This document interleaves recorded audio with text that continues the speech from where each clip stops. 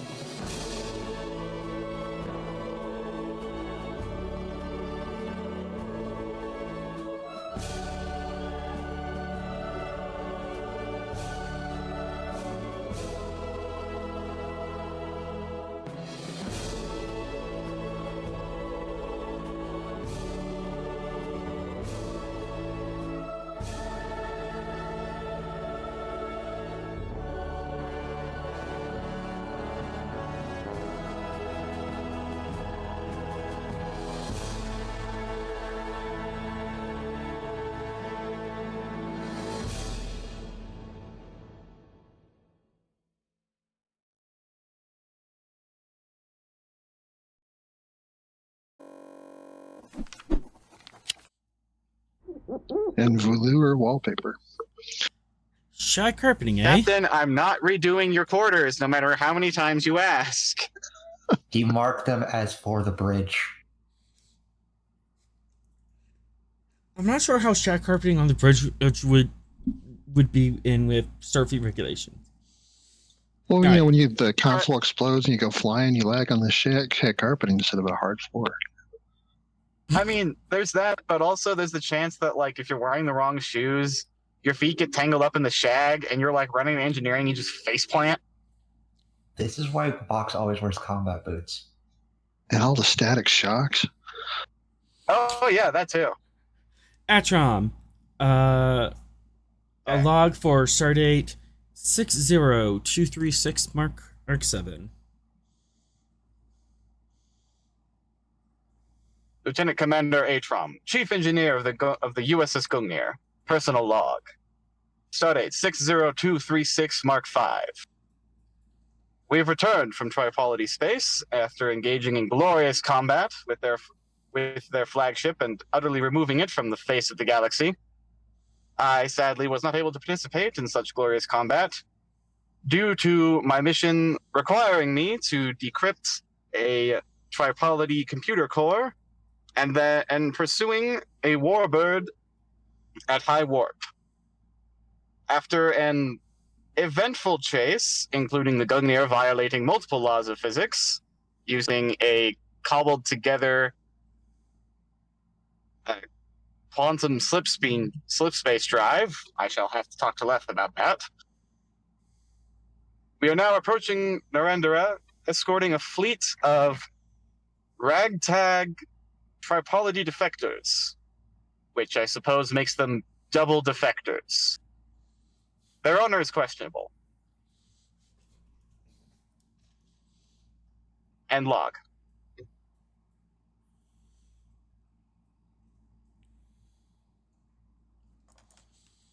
All right.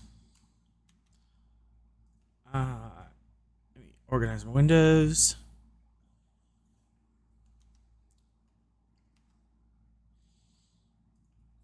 And with that,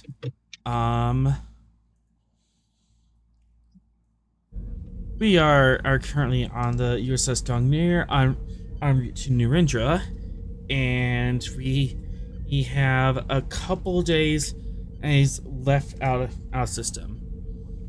Is there any scenes people want to do before we reach dock?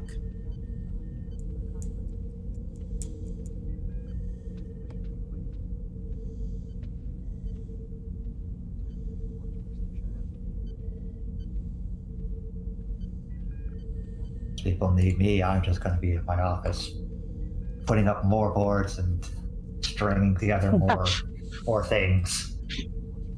Red, Doing what? he's already replicated. I'm going full hundreds of Charlie. yards of red string. Oh, I see. The murder board. Yep, the murder board. Yes. Murder board. How is Ross behind all of this? Good, just Kind of the asking. point where like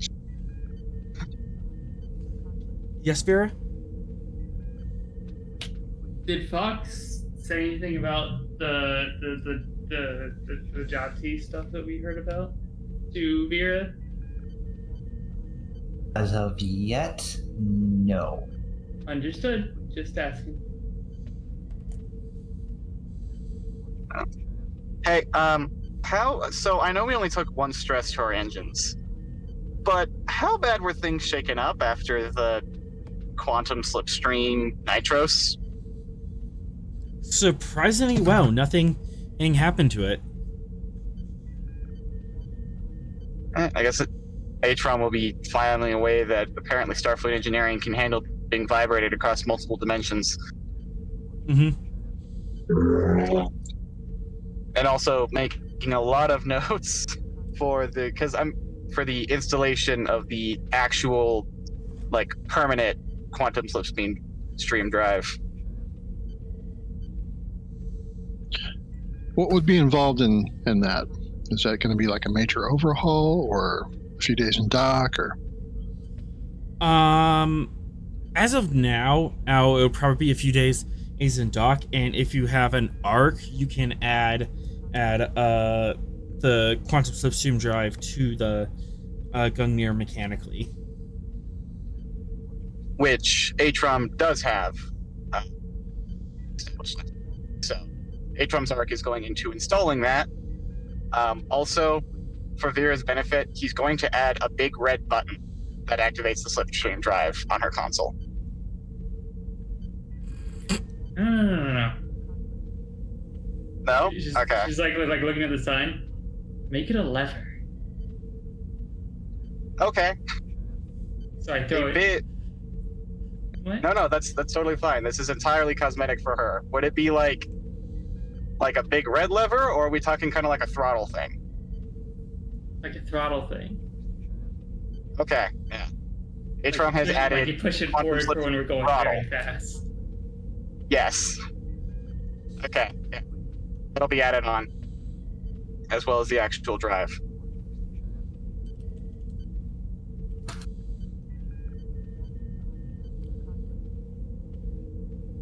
Do you want it to have like the little safety catch on it, so it's like normally you can't push it that far, but then in extreme situations you do, or?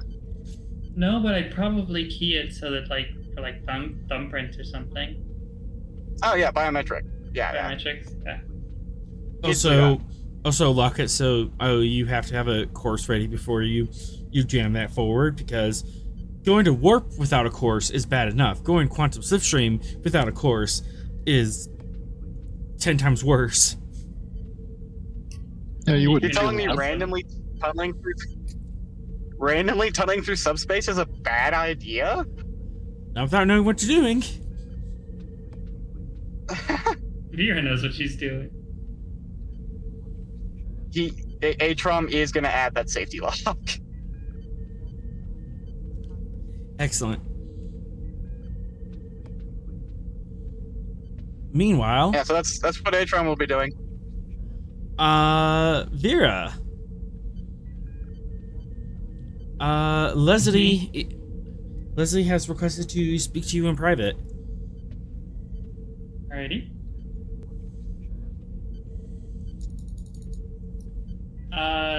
She'll like as she's walking. Are we meeting in my capacity as a counselor? My capacity as a really cool person.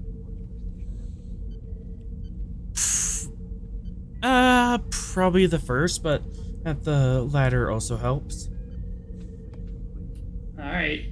Yeah, and then I guess to Vera's office. Does she have an office now? You would have an office.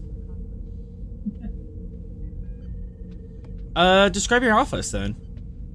I don't think we've been here Yeah, I was before. gonna say, how does Vera decorate the office? This Vera's decorate. That's a really good question. I think she hasn't put a lot of thought into it. She probably has like some plants and like a couple things they picked up from like various planets, but like not much. She's not really an interior designer.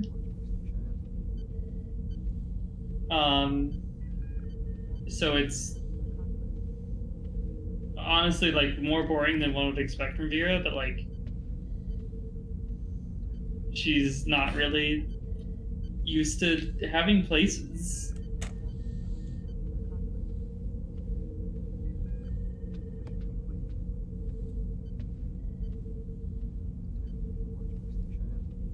So I hope yeah, this go ahead. is okay. I'm not sure if we're like too close to be patient stuff. I don't know how this works. It'll be fine. It's like there's a difference between like therapist and counselor. I think counselors can still be friendly. But I'm still gonna give you like the same sort of, care and attention. Like that's not gonna change.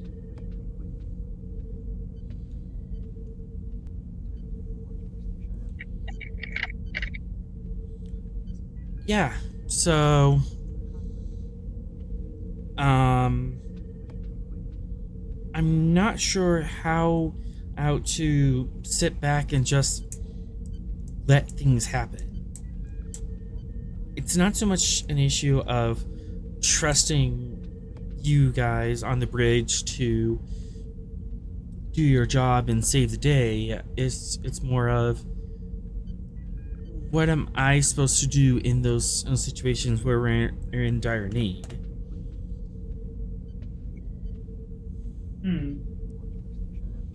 Well, I mean, have you asked the captain if there's any positions on the ship you can help fill? I mean, I'm sure Sorrel would love to have you on the science team.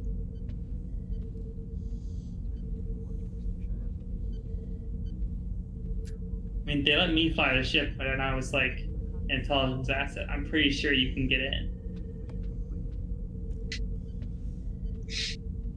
I suppose there's kind of the weird thing of, well, my day of birth is not for another 600 years. Yeah, well, like, I didn't even give them a real name, so like, you let the bureaucrats deal with that.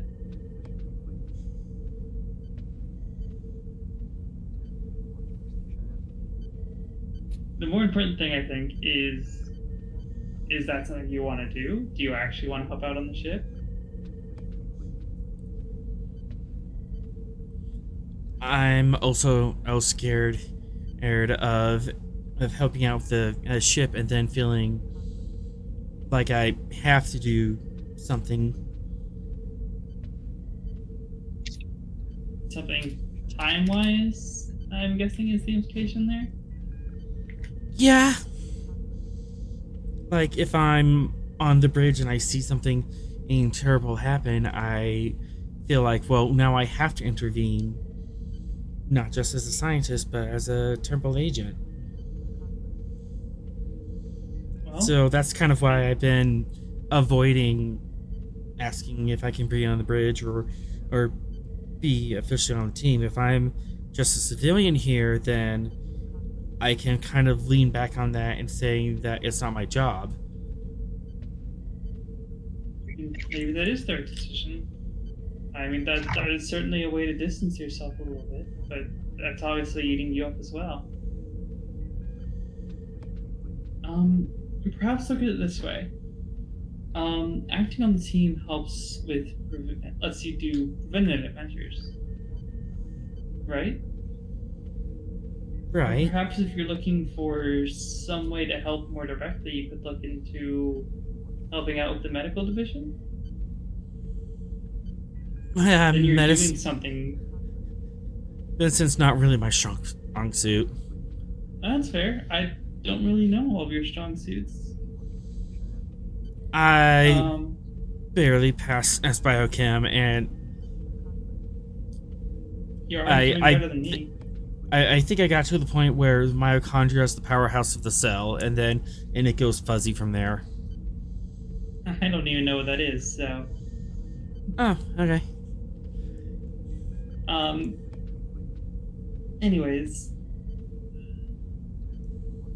I think it's definitely something to think on. But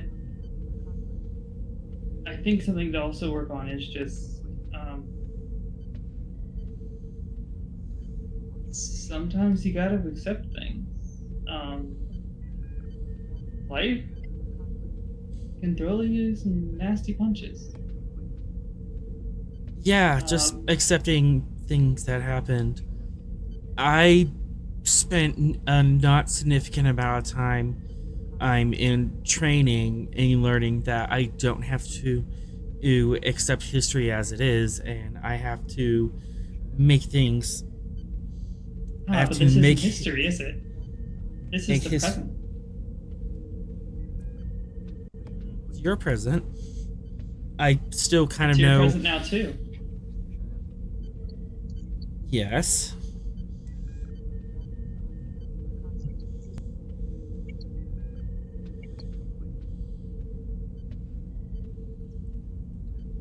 I mean, sure, there's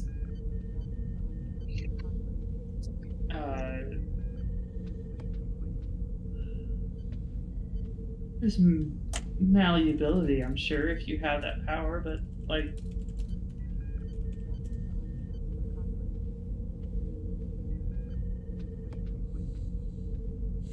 you know, I'm sure there's like unintended consequences or whatever. I'm not going to claim to know half or even a quarter of the time stuff you know.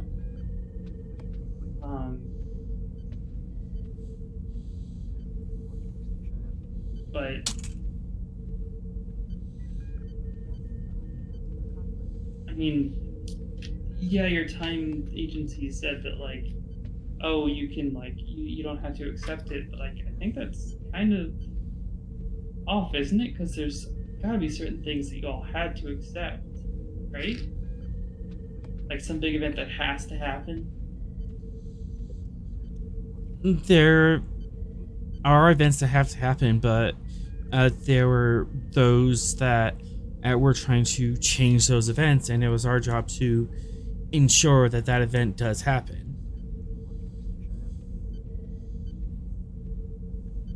Well, have you tried framing it since you're now working on a straight line sort of time frame here?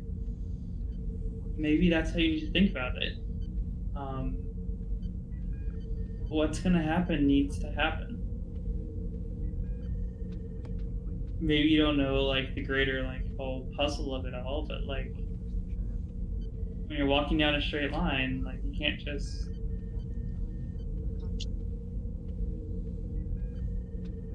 it's a straight line to somewhere, but the only way you're gonna get there is if it happens.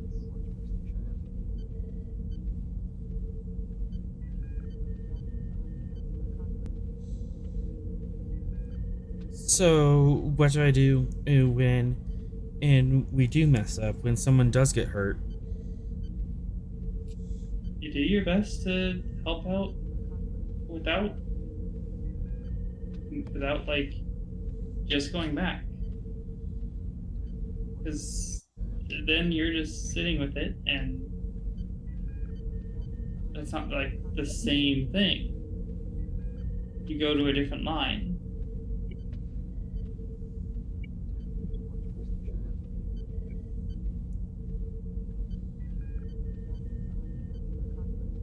You got a lot more than time travel.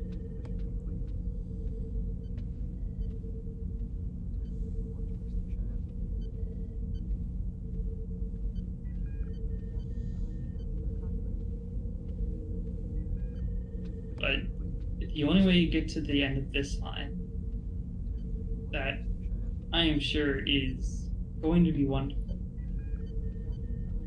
is if you see it. If you turn back, you're not going to see what the end could be.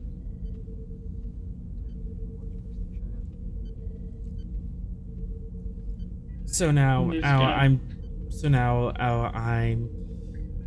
just have to accept that I'm along for the ride and enjoy it. Yeah, there'll be stuff to enjoy, and there's gonna be stuff that really sucks. And there's ways to change that without time travel.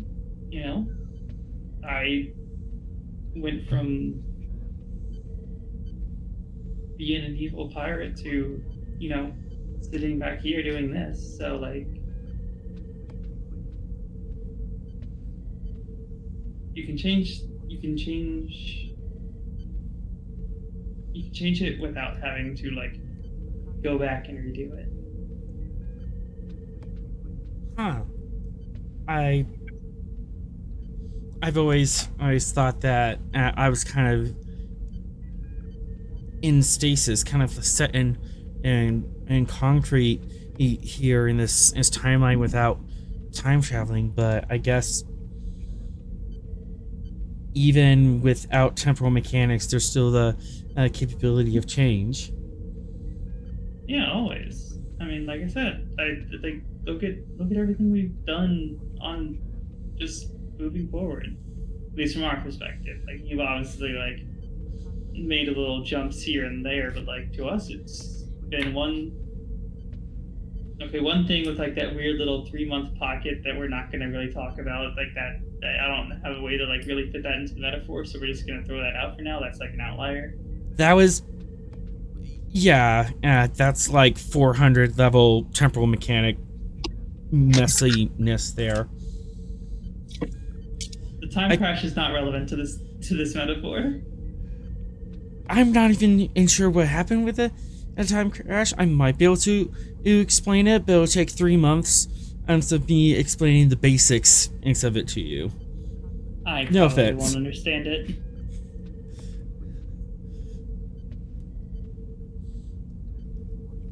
But yeah, nothing's set in stone until you walked it, and there's always more to do. And I'm sure that there will be times when like it's gonna feel like you gotta do the time travel thing, and maybe there will be a time where that's your only option. But like, if you can learn to accept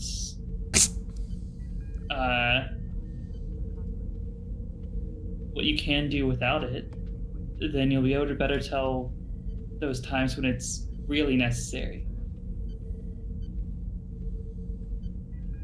Because I'm not going to say that there's not times when you might need that.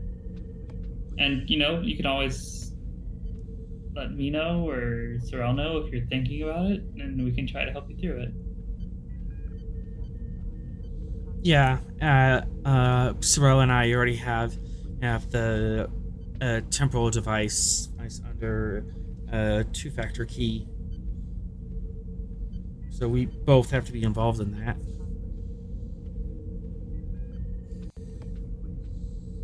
That's a good start. I was thinking, we did do quantum slipstream a while ago, didn't we? Is that something that we're planning on doing more permanently? I mean, I sure hope so. It was fun. Well, there is a slight aspect of temporal mechanics to quantum slipstream with the chronoton integrator, I could offer my expertise to engineering about that. I mean, yeah, talk to the captain and mention that, and I'm sure that he'll assign you it if he's like, oh yeah, Leslie, you can. Let me put on my best Ross voice. Oh yeah, Leslie, you can totally do that. I'm Captain Ross, and I like shag carpet. What's on sale?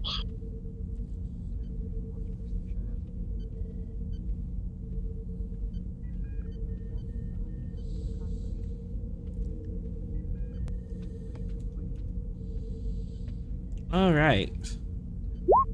Yeah, give it some time to think about it. Just think about everything before talking to Ross, I think, though. Yeah, I think I'm gonna wait till after we pull out of Narendra. We're just gonna be there for a few days, I think. That's the hope.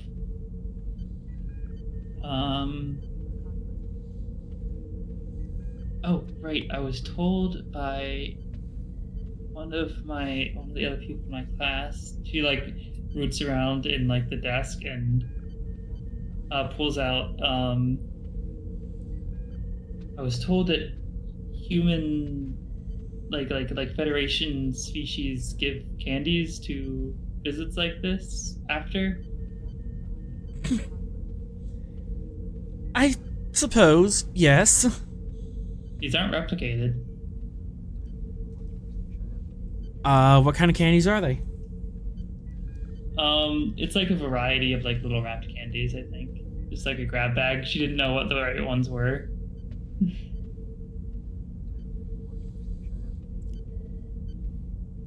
He takes a little blue one and pops in.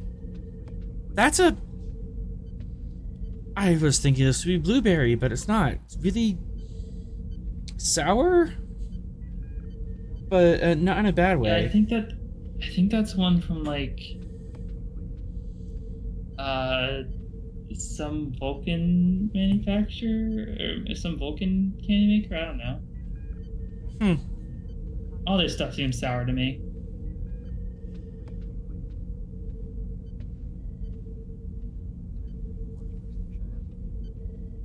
Well, thank you, Vera.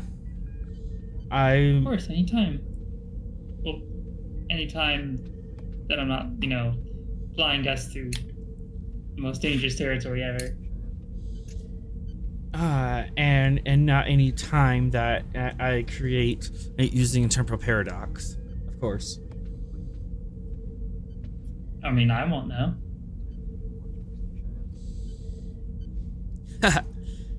And with that, Vera, can you be Presence Medicine Difficulty 2? Assisted by Computers Medicine. Yep, let me just find my character sheet.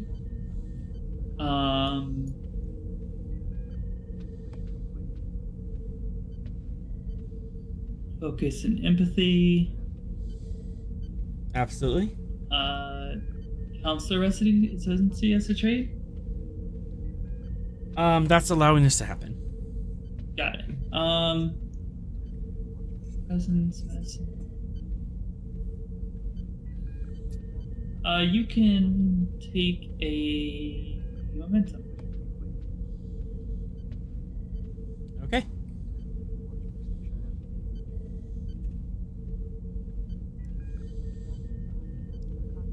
And the ship. Oh, shit, bro.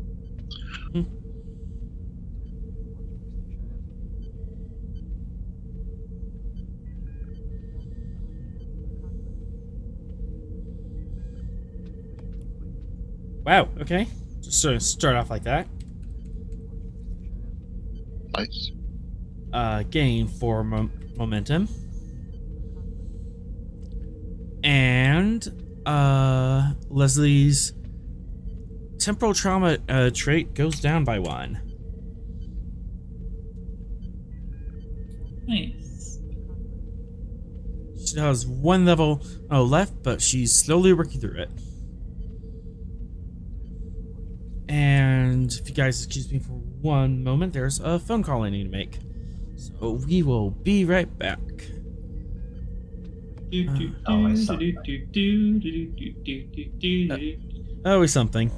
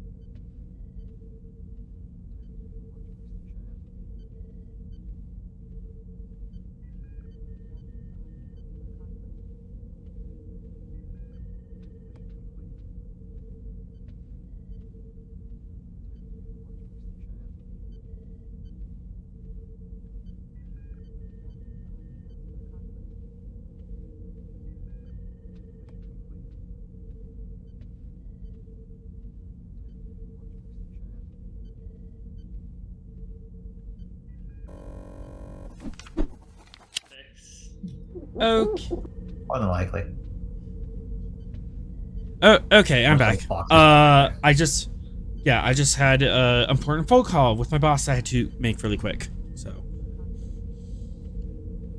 Admiral? yeah, what the did Admiral have called. to say? That I am good to skip work tomorrow. Cause Oh. my car blew a tire, so I can't get to work. Well, that's good. Or not good, but Not good. It was a whole thing. I mean, it's good to miss work, but not good to miss work. So, Anyways, The fact that you said that's good after he said that he blew a tire is what's scary well, me. in fairness, you know, there's that whole slight delay in hearing something and recognizing it, and I'd already said that. okie It was day. like, oh, wait, okay. I need everyone to make a fitness command. Diff one. Knew it. Everyone in the What's this crew. for? Reasons. That's why. Reasons. Does anything on my sheet help me? I don't know what's on your sheet, so start listing them off. At least with fitness command, I do get a reroll. Let's see. Espionage. Stubborn. Frontline fighter. Field agent. Reckless. Stubborn, but also stubborn would help. Reckless does not help, so it evens out. Okay, so it's equilibrium. Yep. Would composure work as a focus, since I don't really know what we're doing here? Composure would work as a focus. Okay. Onwards. I'm going to give you a threat. Oh, I forgot to check. Bye. Does Vera have any foci that would be applicable? Evasion. Evasion would not work. Skullduggery. Nope.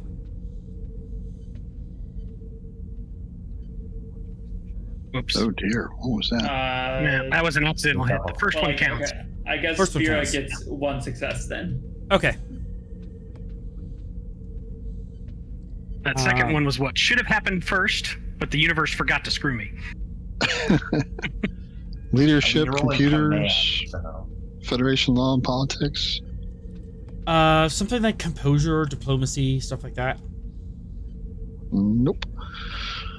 Hang on, are we all making this roll? yes. Yes. So I will roll for you, since you're not at the computer, right? Cool. I am not at the computer now. I'm currently making myself dinner before I get on the computer. All right. Alright, I'll have to go ahead and take a Captain. threat. All right.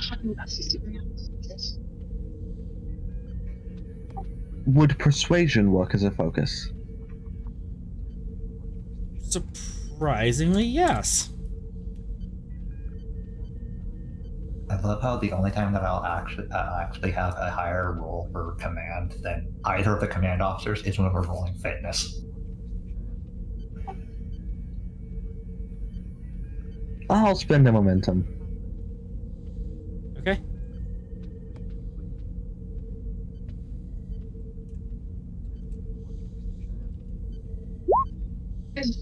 So this is fitness command? Yep. Yes. For And reasons? Yep. And Atrom, you do have a focus in single combat. Okay, cool. Yeah, use the focus, please. Do you want to buy additional dice of threat or momentum? We have 3 momentum. What's my fitness command score? It is a 12 with a focus range of 3. Okay. How many successes do I need? Like, what's difficulty? Diff 1.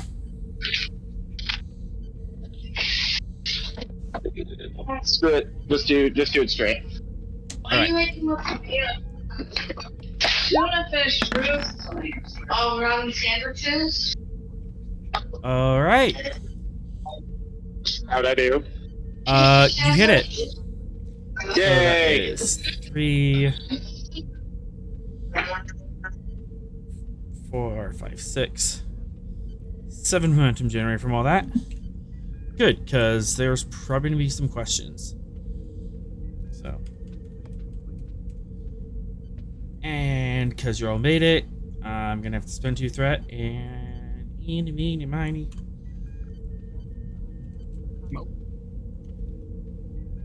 Swear to God.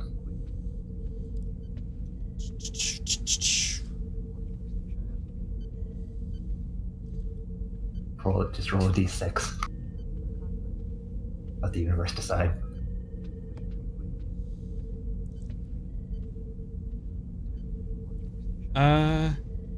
Shoot, actually, I think Actrom's the most appropriate for this one. Uh-oh. That's appropriate for what now? Whatever's going to happen to you. You are, in the middle of the night, you are having a dream. What? I can narrate it for you. I mean, if you want to send it to my console, I can read it too. Alright. No, we want to hear. So hear what I tell you, gosh darn it. I don't know what's in this The dream. author does it. We'll get all the juicy details. If you read, you'll only get half of them. Excuse you, since when have I ever held anything back when author sends something to my console? I can just read his journal. Read his journal later. That's true. I can just read it later. I knew giving you those executive command codes was a mistake. You don't give him anything. He has I them. could read his mind if you'd like me to, Captain, but you can already do that yourself. You stay out. Yeah, I did that once, never again. Alright. Boxes that either. So, Send it to my Atron, console. it's sent to your console. Okay, what the...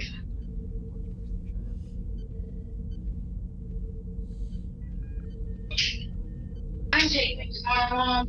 Thank you. I'm looking for the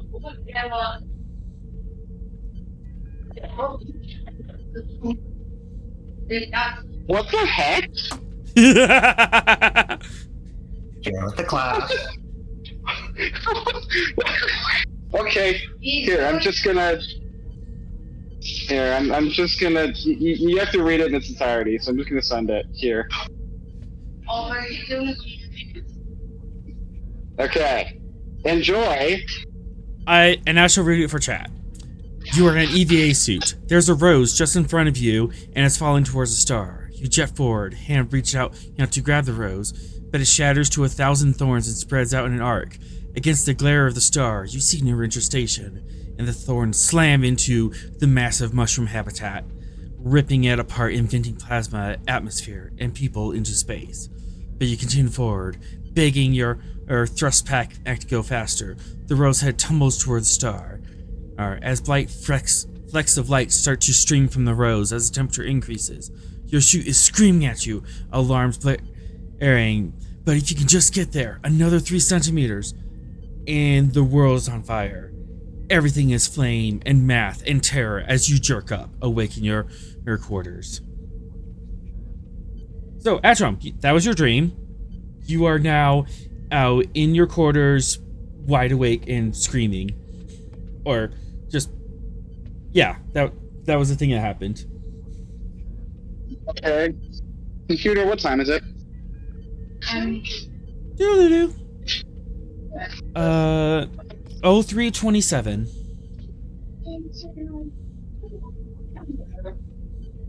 Rumble, like- rumble, mutter. We do have some floating momentum if you would like to ask clarifying questions. Yes, I would. Besides, what the heck? I need something more specific. Darn. Okay. Specific questions. Okay. Ooh, actually, Arthur, this is a question that's I don't know if I have to spend my answer for this question. Has Atrom ever had a vision? I know Klingons have those occasionally. I do not know, but for a momentum, and you can say you had visions before. Okay, sweet. Yeah, we're doing that. All right. Here's a question. Did this feel like one of those? For momentum, I can answer. Go. Yeah, go ahead. Yes. Okay. Did it feel like... This is weird. Did it feel like it was coming from him or from somewhere else? One momentum. I'll take it. It was sent to you from somewhere else. This is foreign to your mind. Putting it there for now, and I'll put it away tonight. Come again? Sorry to shock it. Yeah. It was sent to you. It did not originate from you, but you get the feeling that some of the images were translated to something appropriate to you. Okay. Did the presence feel like, has he encountered that presence before? For a momentum, I can answer. Take it. It did not feel like Kalos or any of the Klingon saints that you would have been familiar with. Okay. My original intent behind that was, did it feel like it'd come from an alien race he's encountered previously? Or any other previous psychic shenanigans? No, you have not. You do not think you are familiar with this race or its psychic impression. But then again, you're not too familiar with psychic impressions, because that's not something you pick up on as a non-psionic race. But you feel like it's an alien mind, and something you're not familiar with. First flipping contact, and it's a spooky dream. Yep. Love that for me. Okay. How much momentum is left? 6. Okay. Anybody else have any good ideas for questions?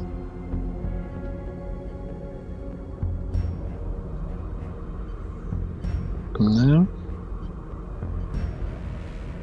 Oh, did the source feel distant?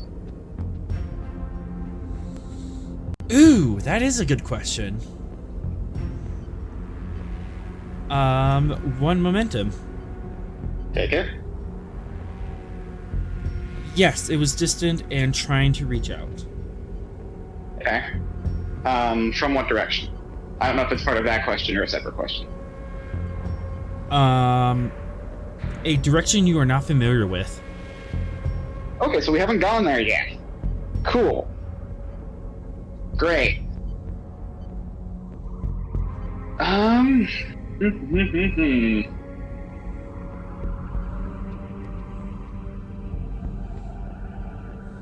Is he able to grasp any of the meaning behind any of the symbols?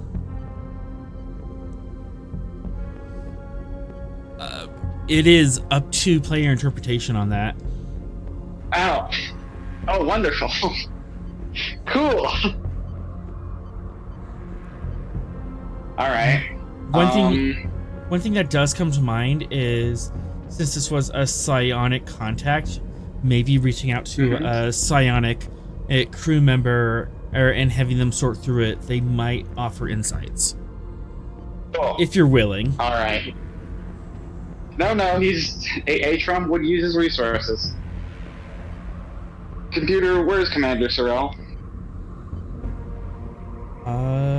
Sorrel, it is 3 o'clock in the morning. I imagine I'm asleep. Commander Sorrel is in his quarters. Meditating. Contact the commander.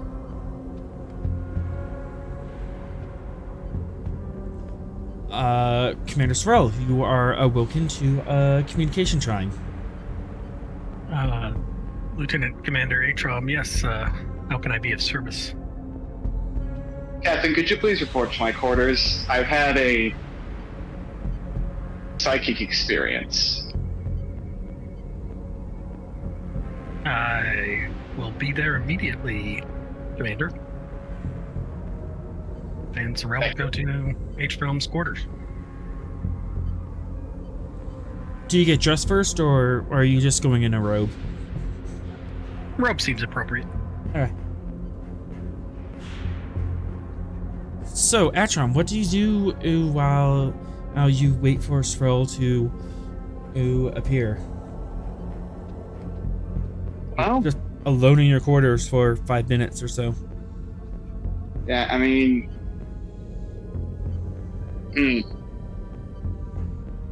he's going to transcribe everything he can remember onto a pad. I mean, he's about to sift through his memories with a Vulcan mind meld, but it doesn't help. It doesn't hurt to write it down. So he's going to write all of it down on a pad, and then do the Klingon form of meditation, which is meditation, but, you know, a different flavor than Vulcans. Okay, for a momentum, you can write this down really quickly and have that as a advantage. Sweet. For the meditation,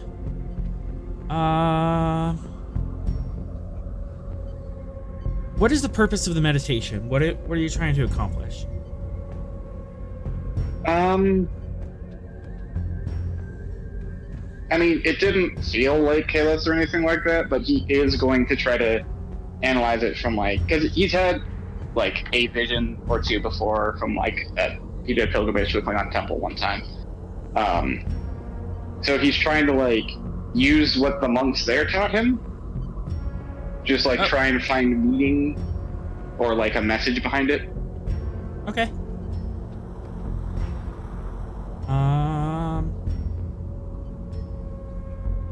Do you mind telling us what your previous vision was? Oh, yeah. I mean, as Klingon go, it was a relatively straightforward vision. It was a vision he was going to kill his commanding officer. Very straightforward. Yeah, and then he did, so... So, you had a vision previously, and it did come true. How does that make you feel about this current vision? One moment. Yep. Well, read it to me. How times that work? Get my headphones. Okay. I mean, worried, obviously, because he doesn't think that a literal rose is going to shed a bunch of thorns and blow up Narendra. But he is concerned with the possibility that Narendra will be under some kind of danger.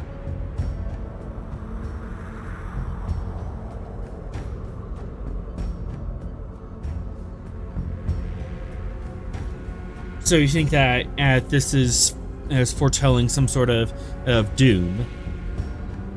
Not necessarily doom, perhaps, but like danger, catastrophe, like danger, catastrophe, a warning, possibly a threat. Although I don't know if it felt like that. Considering the last vision you saw came true, do you feel like you can change this vision? Or, take action to prevent this from happening? Or is it doomed to happen? Like you killing your commander? Did the vision have a warning tone to it, or did it have a straightforward tone to it? As of this point, you don't know. Cool. Well, there was a moment when Atrom slightly hesitated at the thought of challenging his commanding officer, so he knows that the possibility of choice is there. He's not a fatalist, so to say. But he also knows that, visions aren't exactly something you ignore. If that makes sense? Alright. Given that, Insight Command Diff 3 for your meditation. As you sit down with the candles and meditate the way that the monks on Borith have taught you. Awesome. Well, good news is I'm at my computer now, so now I can actually do the thing. Give me 2 seconds to switch audio devices. Yep.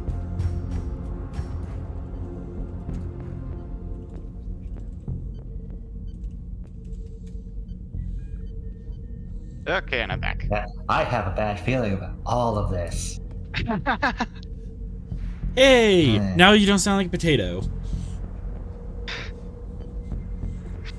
I have a bad feeling about this. Wait, that's Star Wars. Okay, Presence Command Diff 3, you say? Yarp. Love that. Okay.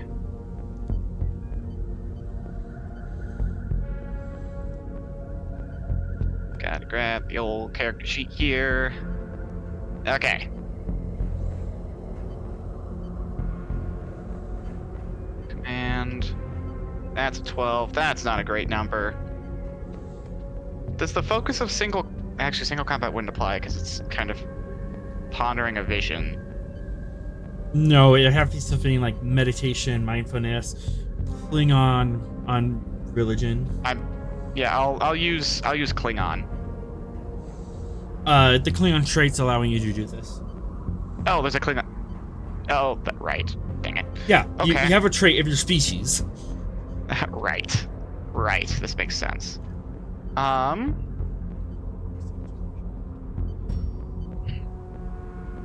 on it. My other Klingon things are all from melee combat, which this is not. No focus here. Would like to discern some meaning though, so take 2 momentum and the rest in the threat. I want to roll 4 dice. Okay. Alrighty then, here we go onwards and downwards. Oh, Pete's sake.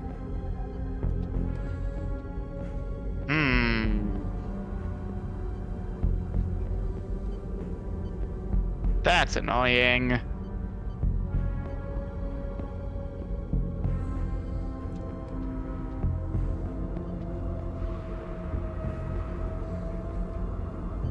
Can he succeed at cost? Oh no. Oh no, no, no. Oh. Do I not want to succeed at cost?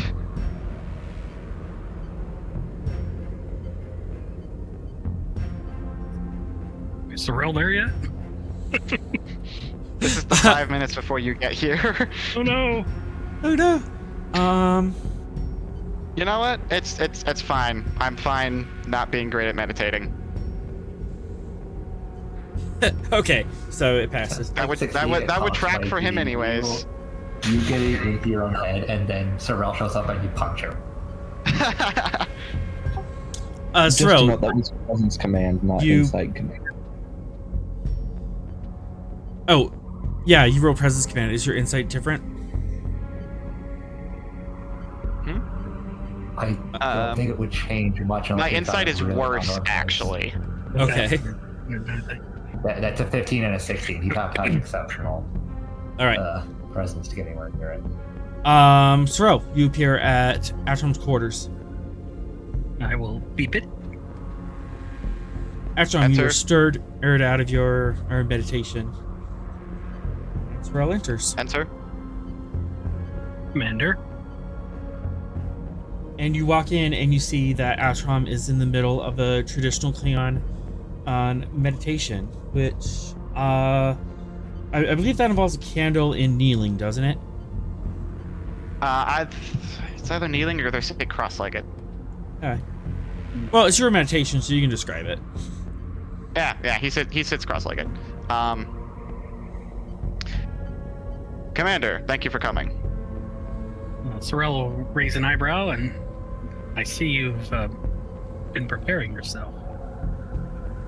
Yes, I What? have had... How to explain this? I had a vision, Commander, and not one from Kalos. Interesting.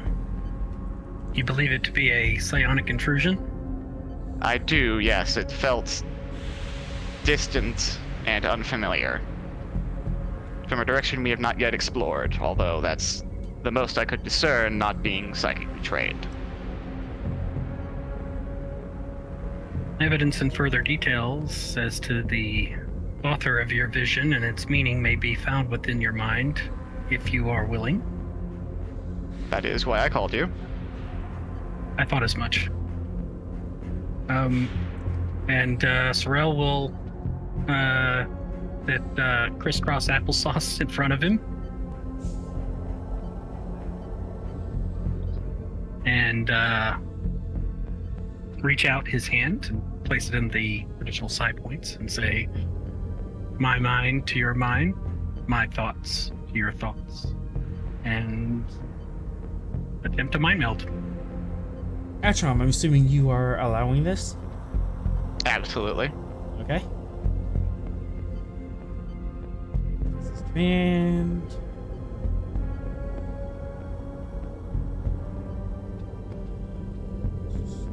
You know what? I'm gonna spend a little threat here. Presence command, diff 1, complication 2. Sorrel, you are lead. Atrom, you may assist. Okay. Can my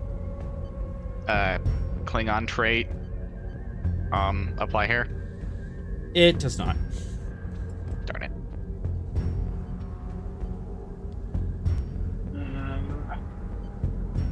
Composure's a focus? Yes. Comp 2, you say? Okay. I'm going to give you 3 threat for 4.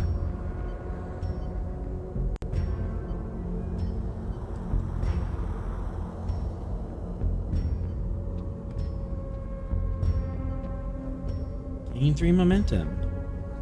As slowly but surely your minds synchronize. And you are in a mind meld.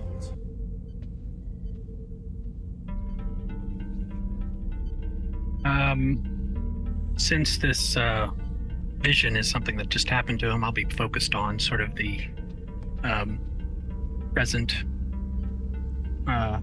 sort of that part of the mind that deals with the current information, the information that it's currently processing. Recent memories and the like. Exactly. You are both in the mindscape together. And do I see any evidence of this vision? You see evidence of the vision. It's kind of cloudy on the horizon, but you can and walk towards it. Right. Well, I'll start walking towards it. Both walk towards the vision together, and one thing you notice, Sorrel, is this vision and that you're seeing on the horizon isn't in first person. It's almost like an overview cinematic view of the vision, rather than an Atrom who was like in the suit falling towards the star or catching the rose. So rather than reliving it, he's watching it? Yeah. Fascinating. And yep, you see the vision and play out in front of you. The rose stem shatters and destroys Narendra, falls towards the star, and burns up. And it engulfs the person in the suit as well. Do I have any insight into the meaning of this vision?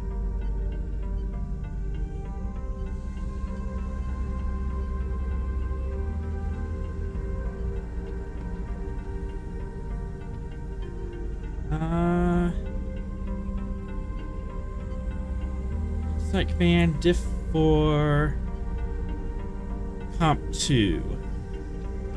Sorrel is in lead. Atrom, you may assist.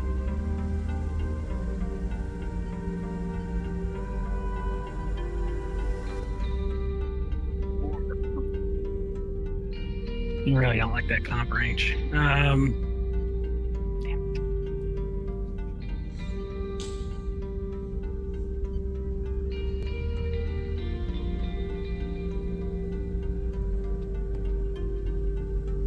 Well, I do have a reroll.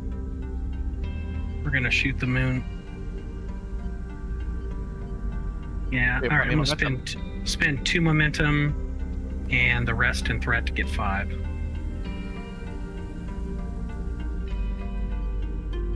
Really wish I had my spreadsheet where I could look at all my medals, but I don't have that with me where I am. So, boom.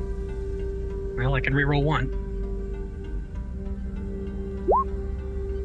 Blast. Okay, I guess we gotta hope I come through. Ah, darn. Blast. Does the complication stand? Oh, quash that. Quash it. All right. Can I succeed a cost? Or just 1 short? Or just 1 short. Indeed.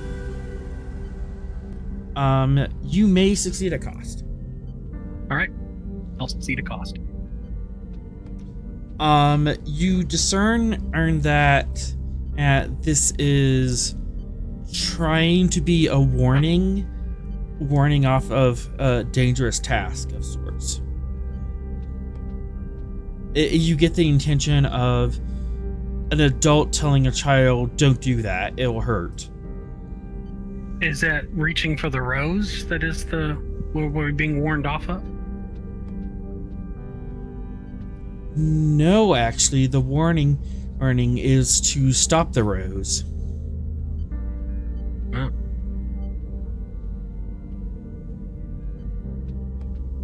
Failure to stop the rose results in all the bad things. Yes. That would be surmised.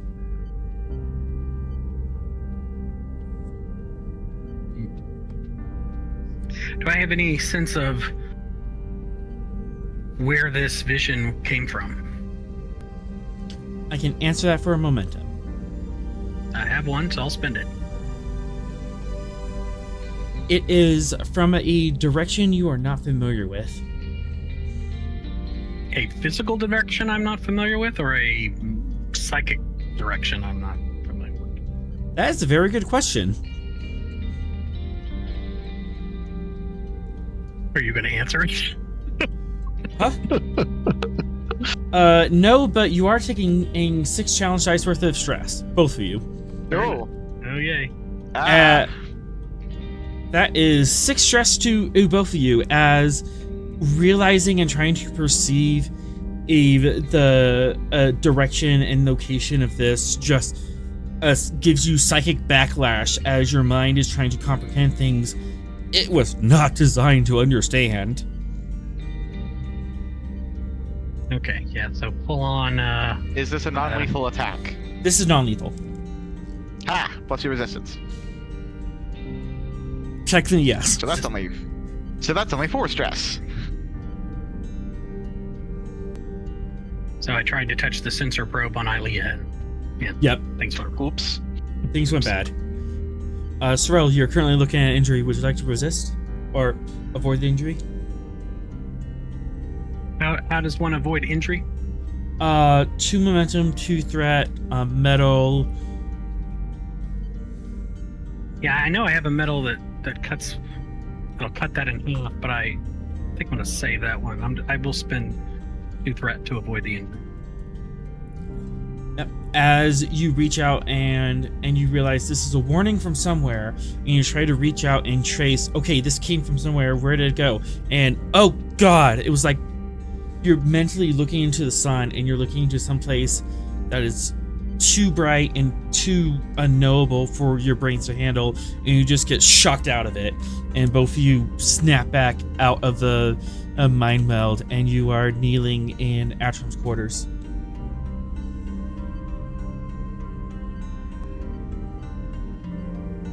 That was disturbing. Agreed.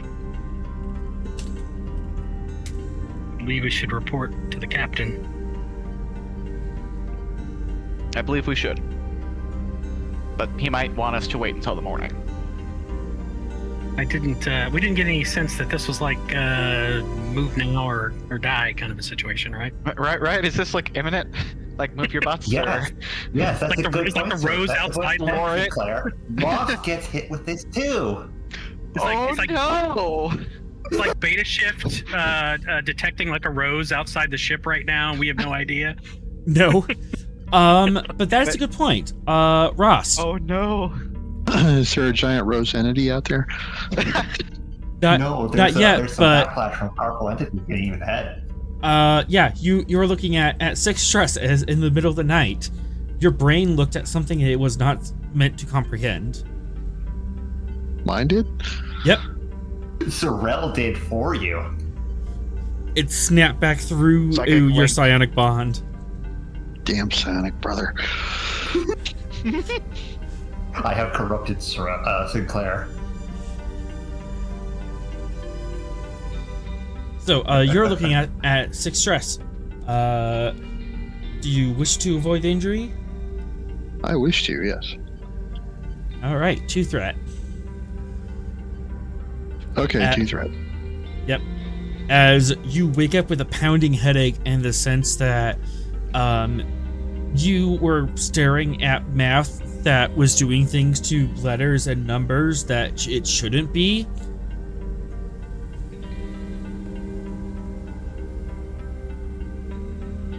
Is this like a dream or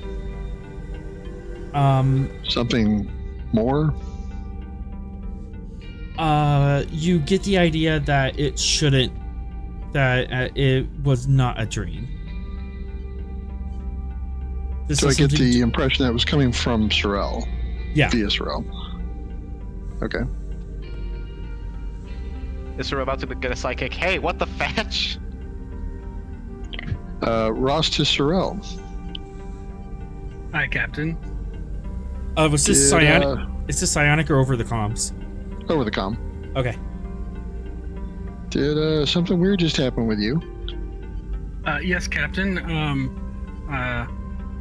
Actually, with myself and Commander Atrom, We were going to wait till the morning to brief you, but if you're up, Oh, I'm up. meet in the conference room? Me in the conference room. As you guys are going to the conference room, Sinclair. Yes. Insight Command, Diff 3. Oh no.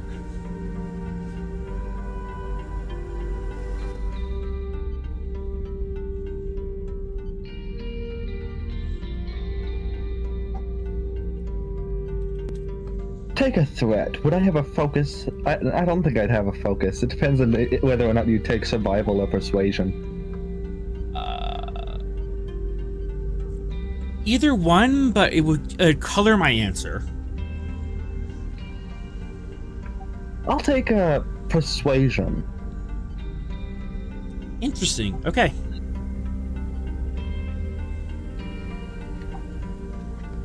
I just want to confirm you did take a threat, correct? One threat, aye. So you're rolling 3 dice. I do not have a reroll, and I will let that stand. Oh boy. Oh no. Oh, it was successful. So It there's was that. successful. So first With a things first. complication. You are within your dream, whatever dream you were having at the night. You get the impression of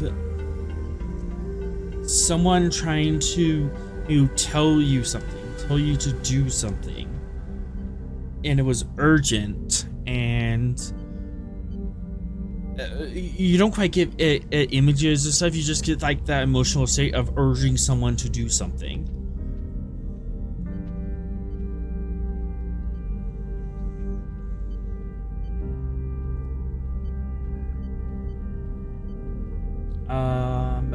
Do you have any questions about that? I'll allow you one question with your traits.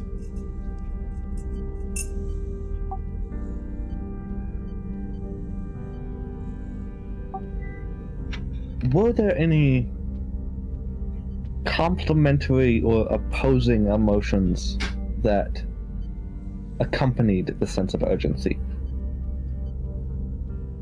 What do you mean? Like other people feeling ways about it, or like different colors of the same person emoting? Different colors of the same person emoting. When you think of urgency, it isn't just alone. There's a goal to the thought, whether it's fear or anger. Ah, okay. I'm sending this to your console.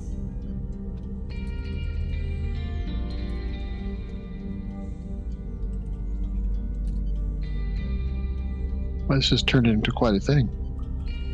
Yes, indeed. I mean, ordinarily Atrom avoids this kind of stuff, but somebody.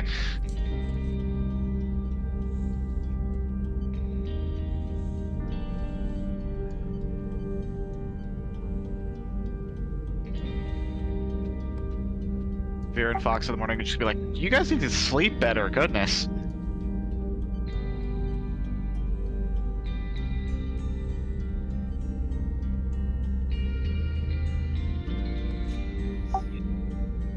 Alright, that is sent.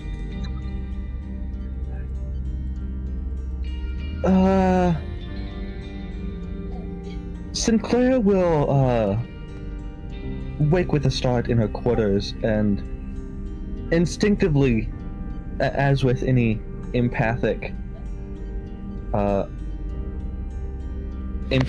things that are unintentional, that bring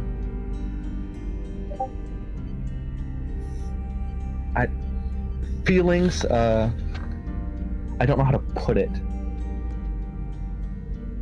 physical alterations in the chemical makeup of the brain. She will reach for her med kit and start scanning her neurological. As you reach for the med kit, intense and psychic pain washes over you. This is 6 challenge dice with intents. Oh no. Oh no! That is Oh, no. 5 damage, No. and it costs 5 to resist. As touching this emotion and just overwhelms you.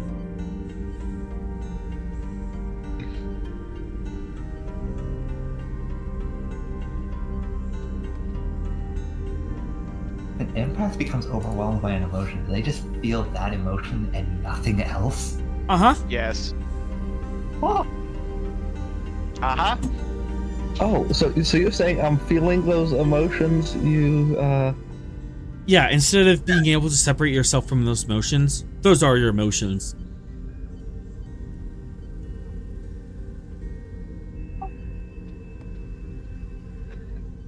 How bad are things right now, Sinclair? Oh, fun. So, question: does that count as an injury? Would that knock me out? That would knock you out, and because of those effects and the intent, it costs 7 to stay up. I'm not even gonna try. So you go back to sleep. Yeah, Sinclair will wake up.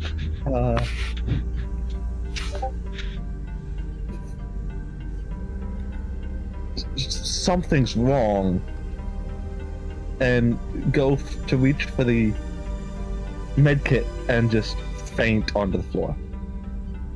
Oh, Here's boy. the scary thing. You don't faint. You just black out. Oh boy! Oh. This Oh, is my no. body now, and... Oh no. Oh. Hey, I'm Fox. gonna have to fight Sinclair. Not Fox? that episode. Why did this become The Shining? I don't know. At the Guys, Exorcist. there's bad things happening, and Fox is gonna be hit next. You remember the episode of TNG where the ghost creatures took over Troy and Oh gosh. Yeah. Oh no. We haven't had a good possession in a while. So what's happening to Exorcism. me? Fox. Ox, you wake up to an alarm. Huh? He falls off the couch he was laying in his office. Ow. Computer, what is that? Zogar gets on the comm. Security alert. Or your deck, your section. Who and what? Unknown. Sending men and now. Send me Well- the exact location on the ship. I'm heading there now.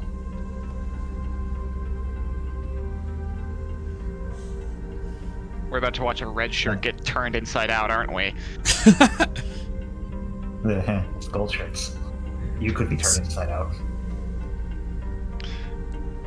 All right. I'm running off in the direction. What gear do you grab? Nothing. He's just Nothing? going. You're just in your PJs. He woke up to an alarm, fell on his face, got told something's happening. He's running. He doesn't even have his boots on.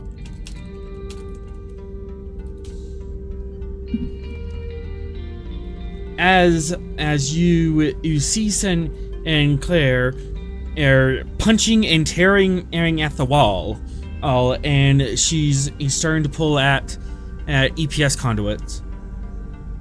Oh And no. she's just No, screaming and rage and just screaming bloody murder, or like this ship has killed her mother.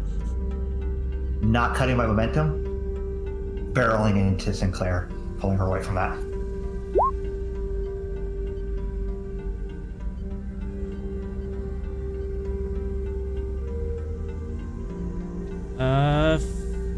Fitness security.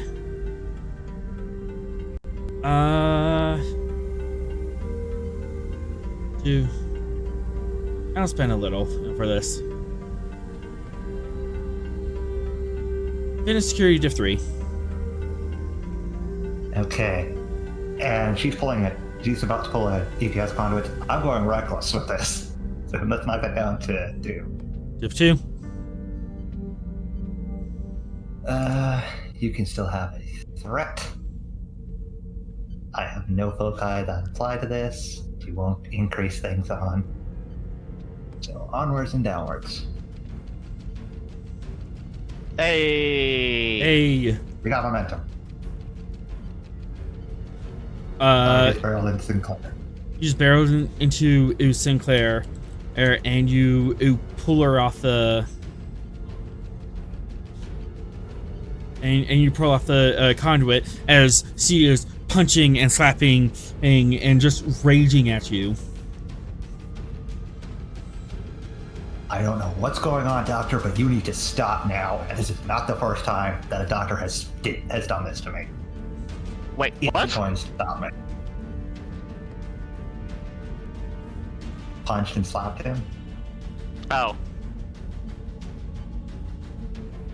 She's flailing all on him. Uh-huh. Yeah. One thing you do notice is that this isn't coordinated attacks. This is just mindless flailing. Okay. In MMA, they would be considered tapped out because they're not having a coordinated defense. Yeah. This is just limbs flying and under emotion. Yeah, he's going to just... Computer, get Sorrel here. I guess we're making a detour. Sorrel, you are notified that on Deck 3, Section 8, Fox is calling in for your aid for some reason. I will get my pants on and go that way. Was he with Atrom at the time when he got that alert? Possibly, yeah. Okay, Atrom's going with. I will notify the captain that I've been summoned to a security alert. Captain, you are aware of the security alert at this time, Zogar says, as he and Fox are on it, and then Sorrel notifies you that he's en route. What's going on, number 1? I'm not sure, Captain. Mr. Fox has summoned me priority 1. All right. Advise me when you know more. Hi, Captain. And just about the time I'm Sorrel and Atrom show up, Sinclair, you come to and you are exhausted, as if you just went on a roller coaster and just this wave of cathartic emotion washes over you. Ooh, those are fun. I don't know what was going on. D was unresponsive and flailing at me, tearing at that. Atrom, since you're here, take a look at that. Atrom was gonna hurry over and look at the somehow human gouges in the wall? T. Elton. Dr. Sinclair, what has happened here? I don't remember. You have no memory of assaulting the corridor?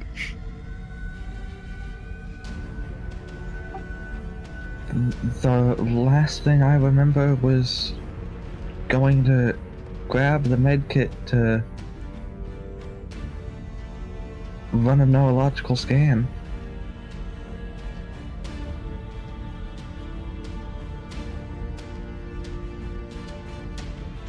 You have no memory of going to sleep this evening? Or That was after waking up in a start, some sort of empathic interference. so you were Atrom's just gonna turn and look. so you were you experienced some kind of psychic intrusion is what you're telling me.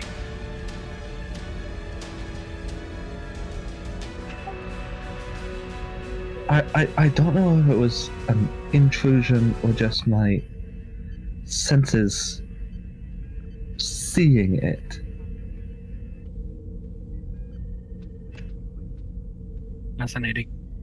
Commander Sorrell to Captain Rost. Go ahead. Dr. Sinclair has had some kind of a psychic episode and assaulted the corridor physically without her presence of mind.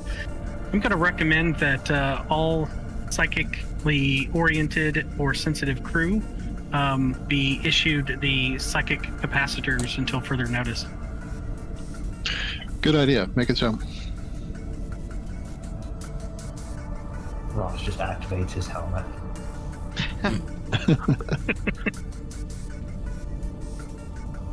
Yeah, let's have Razix deliver those and do a quick check on everybody that's telepathic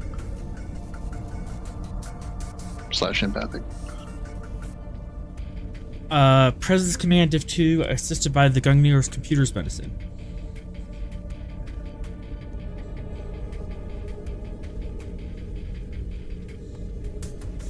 Take a threat. And leadership is a focus? Yes.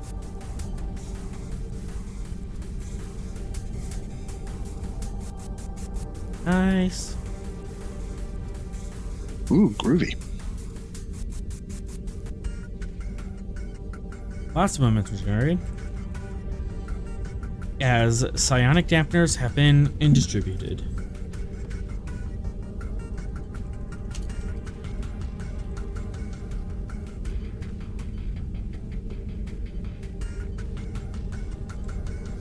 At this point, we should I call a senior staff meeting. Yeah, I think it's fitting. We're almost everybody up, so might as well. Yeah. No sleep for you either, Vera. Get in here. Fox just stalks off back towards his office. All senior staff to the conference room, please. Okay, I'm coming.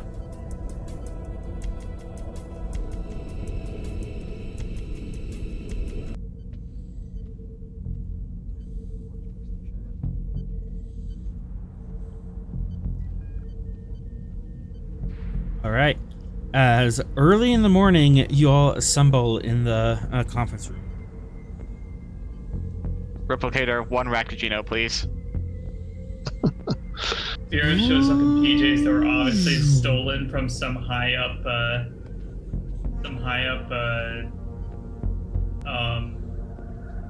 we'll go with a high up Andorian noble of some sort. Very obviously stolen. It's got the Andorian symbol on it. It's monogrammed with somebody's name. It's not Vera. They footsie pajamas. Actually, who all is dressed as for this? I know Sorrel got dressed. Who else is still in the pajamas? Atrom got dressed. Fox is wearing most of his uniform. He's just got the undershirt on. He's not wearing the collar or the jacket. Oh, Ross is totally wearing the Picard Jamies.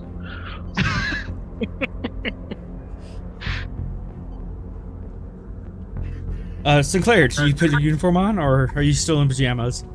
If it was time to put on the uniform after the event, then yes. If there was not, then uniform undershirt and probably knee-length Federation similar shorts.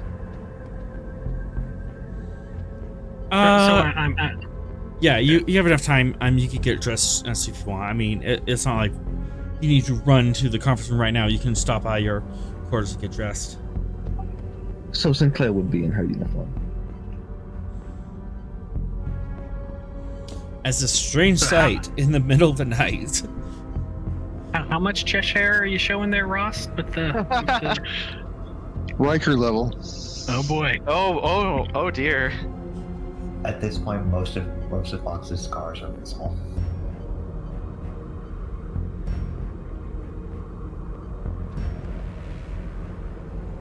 He has no actual body hair.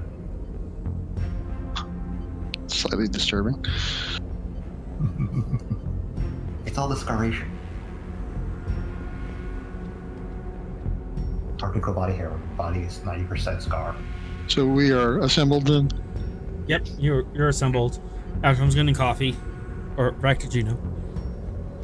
Alright, so this started with the Trom receiving some type of psychic vision or communication, and then that spread to Sorrel, and then to me, and then to Sinclair? Is that what happened? That seems to be the order of events. I'm uncertain, Captain, or I would not at this point necessarily make the assumption that the two events are connected. They were correlated in time, however. Perhaps Dr. Sinclair and can shed more light on what she gleaned from her own psychic incident. I have melded with Commander Atrom at his invitation, and so he can relate his vision, and I can give my thoughts as well. Alright, well, let's start with Commander Atrom. Okay, so Atron will just recount the whole thing. And Rose blowing up Narendra, essentially. Uh-huh. yeah, and Sorrel will relate the part where in the mind meld we crossed the psychic the psychic mindscape. We saw the event again through our third person. Sorrel attempted to divine the source of the psychic message and was rudely rebutted. Did you sense active resistance at probing further? Sorrel would describe it as an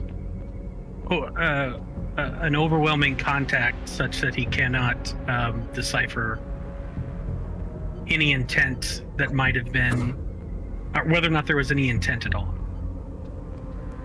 Okay. So this could have been a communications attempt, or it could have been an attack. We don't know. It was definitely a warning. It felt more communication than attack.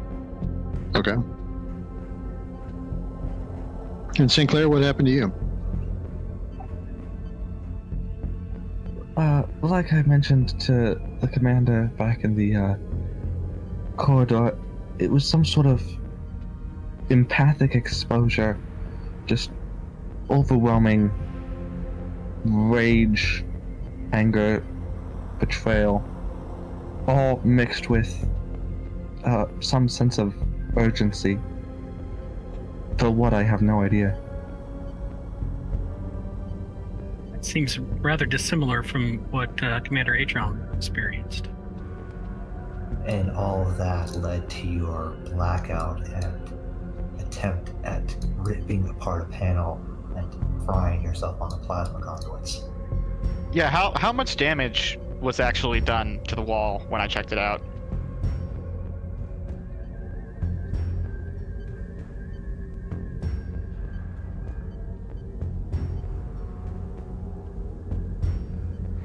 Can't imagine there'd be much. Oh. I need a reason engineering thanks, roll, chat. diff one. Oh, Yeah, Thanks, chat. use an edge. reason NG? Yeah. Gotcha. Finally, something I'm good at. Okay. Reason NG, diff 1. Cool. Take a threat. I want to roll 3. Okay.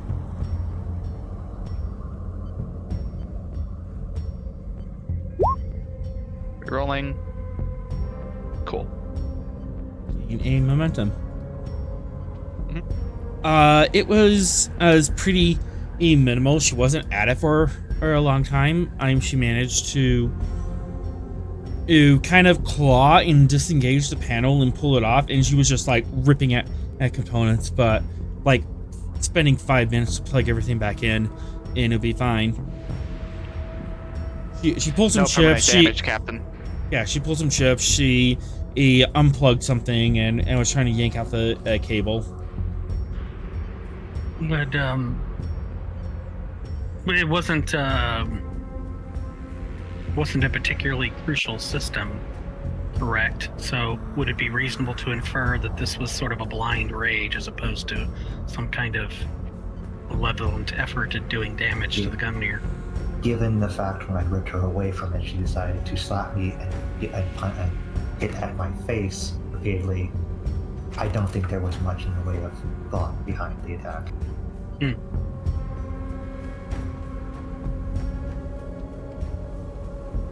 Curious.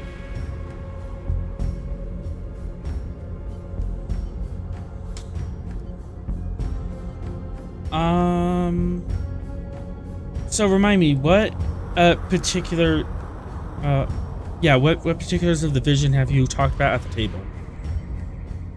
We talked about the Rose destroying Narendra. We talked about the sense that it felt like a warning. We talked about the fact you're spending to threat. Don't worry about it. I have a question or a point of clarification. Yes. When Narendra exploded, how did it appear to explode? Like, what happened? What was the visual of I think it was the Narendra? thorns impacting it, right? So Like the Right. ripped it apart? Yeah, just So thorns. Atrom touches the thorn or the rose. The rose becomes a bunch of thorns. The thorns hit Narendra. Narendra goes boom. Correct. The rose comes back. Is that the vision?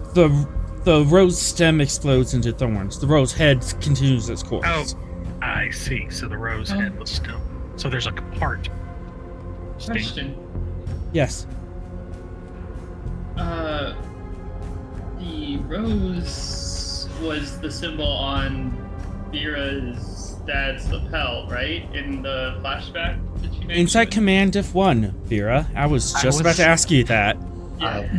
I was have a gonna similar ask. question. I have a similar question about the ships dealing with the Jhatee. I can't remember if there was a Focus vote on that as well. on empathy for like kind of like self-reflection on that, maybe? Skullduggery, actually. Oh, skull. Yeah, I guess that makes sense too. Pirate symbol. Yeah. Yep.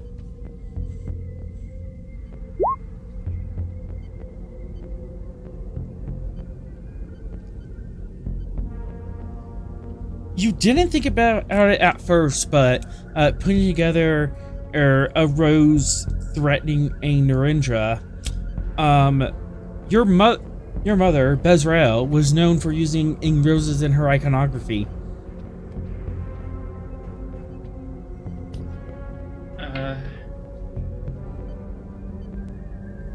Since I have a float, can she assume? So the stem is what gets released, right? Like the stem gets cut off and destroyed with the station. Is that what I heard? The stem and destroys the station. Yes, the rose head continues its course. Okay.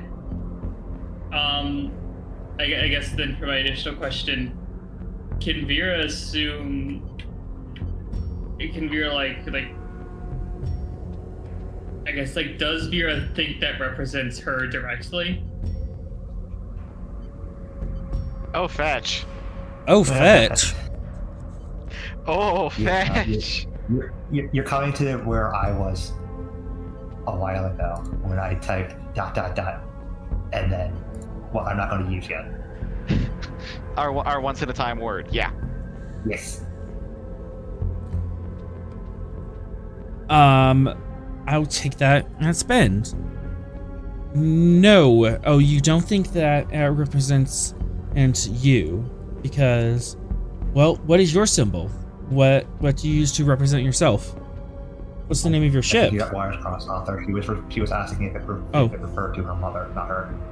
No, I was asking if the stem referred to Vera. Oh. I was asking for that. All got wires crossed. Yeah. What is your pirate symbol? What's the name of your ship? The Voidwind. Yeah.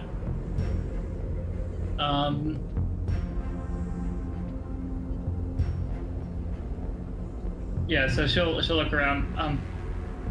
Hey, sorry to interrupt the whole like psychic scenario you've all got going on in here. I'm pretty sure I know what that rose means. Okay. And Sorrel, you should know it too. You saw my dad.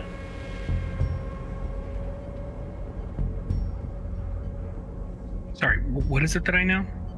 If you're referring to your saw father, then Sorrel saw Vera's dad in like the vision in her flashback with the rose pin on the lapel. Right. Okay. if you're referring to your father, then the logical conclusion is you believe your mother is what the vision is warning us about. I mean, that's her symbol. And back to the question, Clan Fallout, do they use a rose on their ships? Father. One moment. Because I seem to recall it, but my brain is misfiring.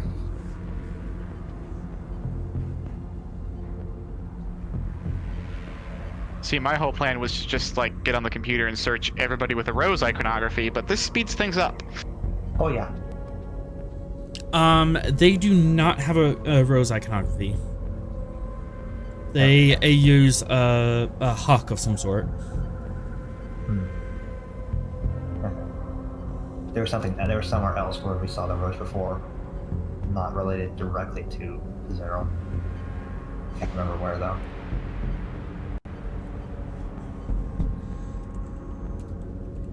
Yeah.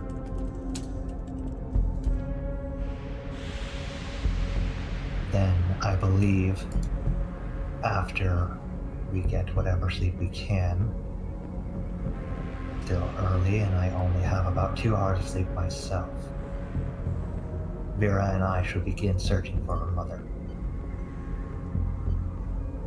I'm sure she just squirreled away somewhere in like a palace doing something hedonistic.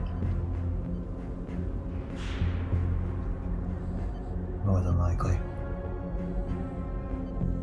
I'll ask around, but yeah, sleep first.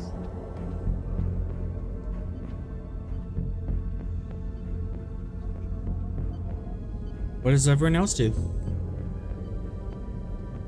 Captain, is this meeting adjourned?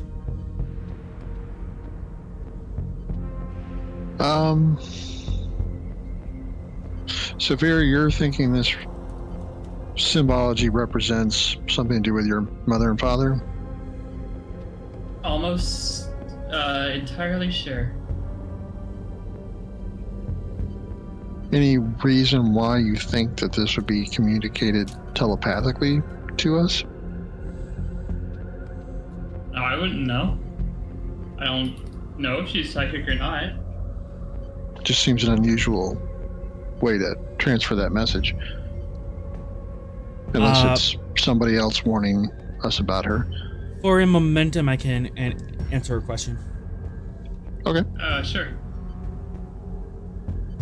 As far as you know, Bezrael's not psionic. Orions don't tend to be psionic. They have pheromones that help ease social encounters, but they're not directly psionic. That's not a trait that your species is known for. It can come up rarely, but it's like 1 in 10,000 rarity. Got it.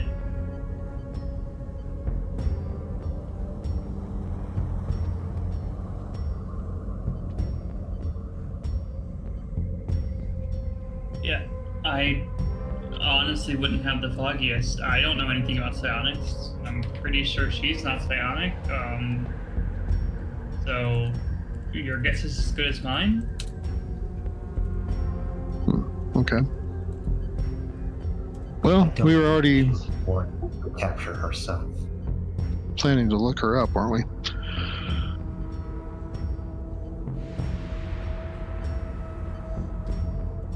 we? Main problem is that she's behind probably one of the major pirate factions here, so we're gonna have to get through a lot of pirates. The Aegis Pact can't put up against it alone. We have a lot of work ahead of us, given that Orions are dealing with the Jhatee as well. There's going to be a lot of cross information that could be related to her.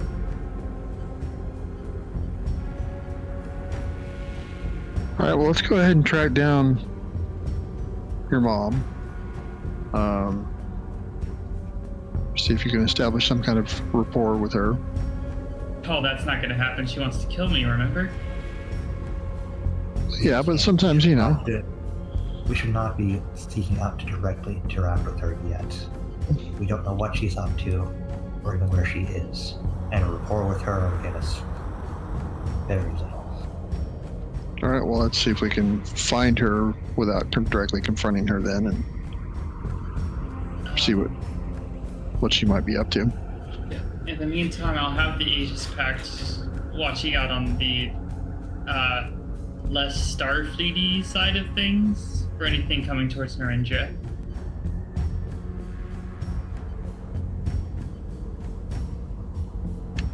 How far out from Narendra are we? Fox sets up a zone that the Aegis Pact should monitor just outside of Narendra's range, where the Aegis Pact should be. Have them set up a picket here. Anything that crosses them should be alerted to us. Ross, you should be there. Should be at Narendra within like 36 hours. Okay, so we're pretty close. Yeah. You are within active comm range, so if you want to pull up any computers. I'll just message the Admiral and give him a briefing on what just happened, in case they raise their security conditions. The Admiral is not unavailable. You can and leave a message, or you can contact the adjunct. I'll contact the adjunct then. Adjunct or station ops. Either way. Commander Adrian and is on the call. Do you want to take this in private or just like at the table? At the table's fine. Okay. Adrian here. This better be important, Captain. It's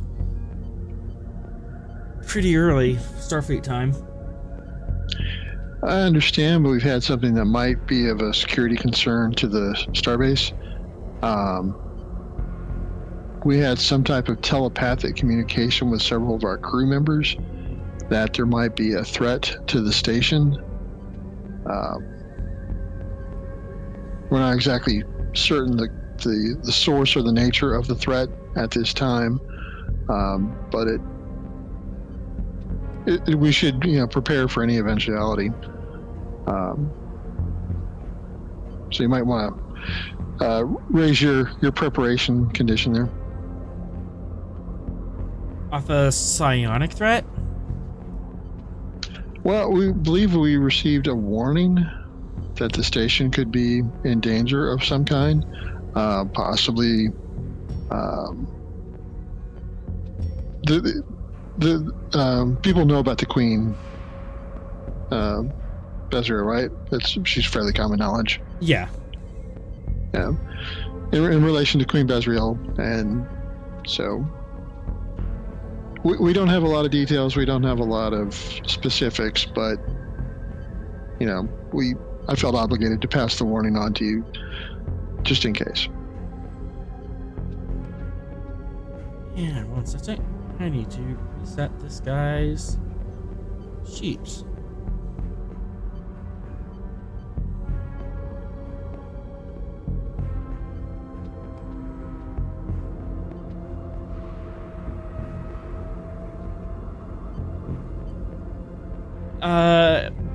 Captain, I understand that you are psionic and that is a thing, but I can't and raise the alert status of the station and based on a psionic vision, no matter how convincing it was.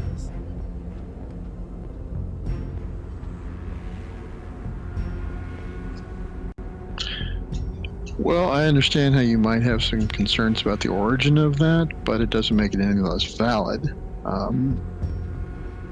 I trust the crew members who received the vision are relaying what they saw and passed on, and that was the nature, or that was the destruction of Narendra Station. Now, it's not a huge inconvenience to raise the alert level of the station, just in case. Might be completely unnecessary, but would you want to be caught with your pants down and the risk that entails? I'm sure the Admiral would want to proceed with the utmost caution, don't you think?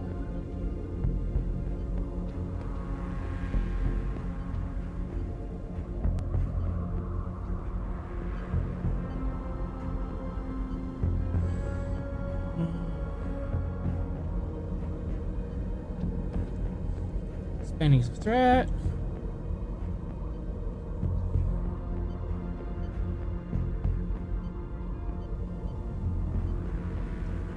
Resonance Command difficulty 5. Oh man. Trying to persuade someone based on psionics. It's Star Trek. They know that kind of crap happens all the time. They do, but also raising the entire defense level of the station to yellow alert could cause a public panic and strain resources and cause undue. Yeah, there's lots of reasons not to jump this gun. All right. Leadership focus. He is not under your leadership. Okay.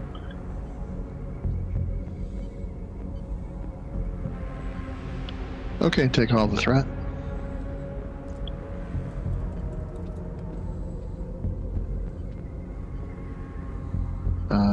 Oh no.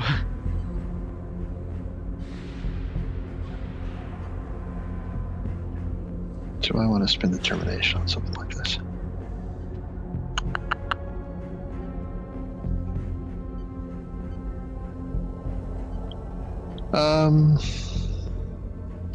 Bold only gets me 1 die, right?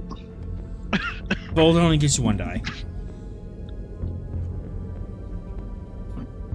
I mean, how much you want to gamble on that veteran? You have veteran, and we also have Sorrel. Sorrel can spend 3 to give your determination back. Okay. Support your peers and subordinates. He's a peer. He's not a subordinate. Well, you could say he's standing up for us and the things that we're trying to convey. Right. Taking that angle, I will. You're Okay. defending your crew and their psionic visions and saying that they are valid. So Okay. you may re-roll as many of your d20s as you like. All right.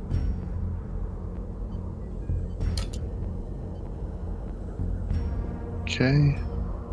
And can I re-roll that comp, or have I already used my bolt command? I guess. You've already used the bolt command.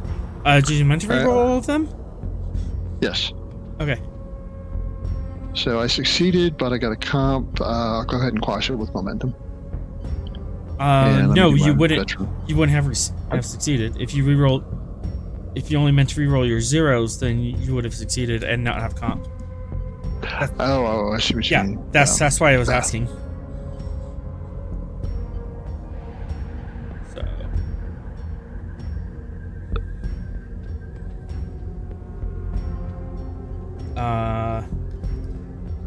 So your intention was to re-roll the zeros or re-roll the whole pool? No, I meant to re-roll the whole pool, but Didn't quite think that through. All right. Let's go ahead and quash the comp. One thing you can do is you can and roll your veterans to roll 1 challenge dice. Might get determination back, and you can chain it. Yeah, that's it. Alright. Sorrel could spend the 3 momentum and just give you determination back, and you'll try re-rolling again. Or you could just spend the 2 and just not get this roll. 1 second.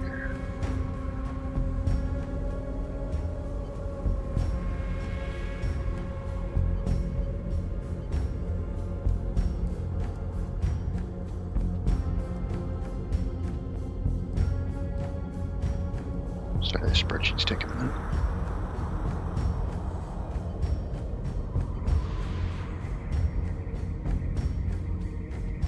Alright, can I use my palm leaf metal to reduce the diff? Trying to prevent violence. In a weird way, yes, I will take it. So we're down to 4. You have 3 successes on the table. Succeed at cost? You would have to get rid of that and complication. So 2 momentum don't succeed. Yes.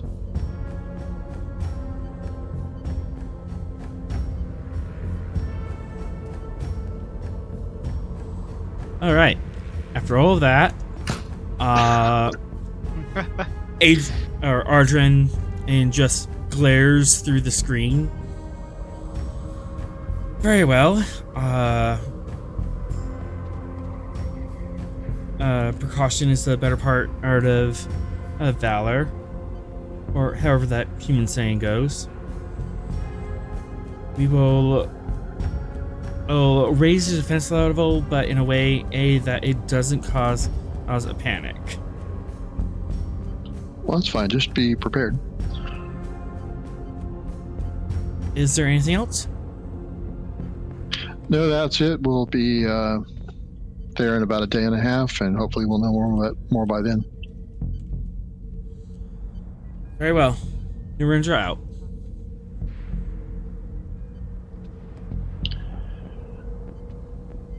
What an ass.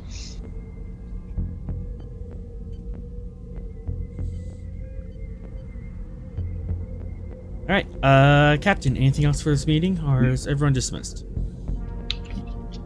You say that, and then you look to your right, your left, and just see Fox tapping on his pad. Fox, what's your plan? Find Bizarro, put an end to her plans.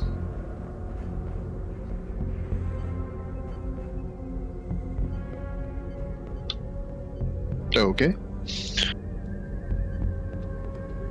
Meeting adjourned then. Everyone is dismissed. Atrom is going to pull Vera aside. What? Hey, Atron, what's up? Lieutenant, I feel I'm missing some vital context. Who is your mother? A queen of the Orions.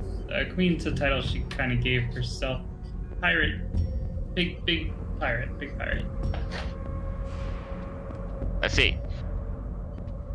And the crew has encountered her before? Yeah. We had her in custody for a while. I didn't know she was my mom at the time. We only discovered that recently. She's, not a nice person. I gathered as much from the context.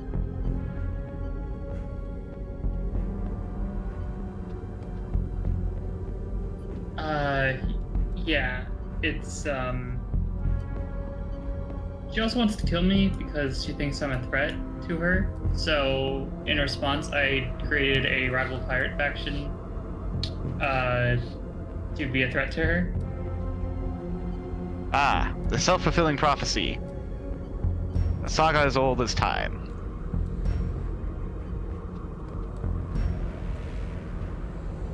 Yeah, kind of, I guess. There's a... I don't know. I'm still figuring things out. I didn't really know my mom at all. I was kind of,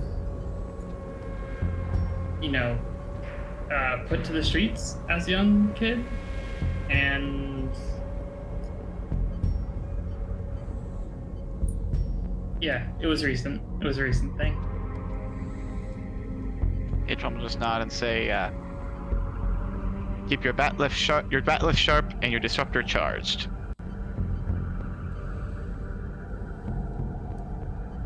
Yeah. You too.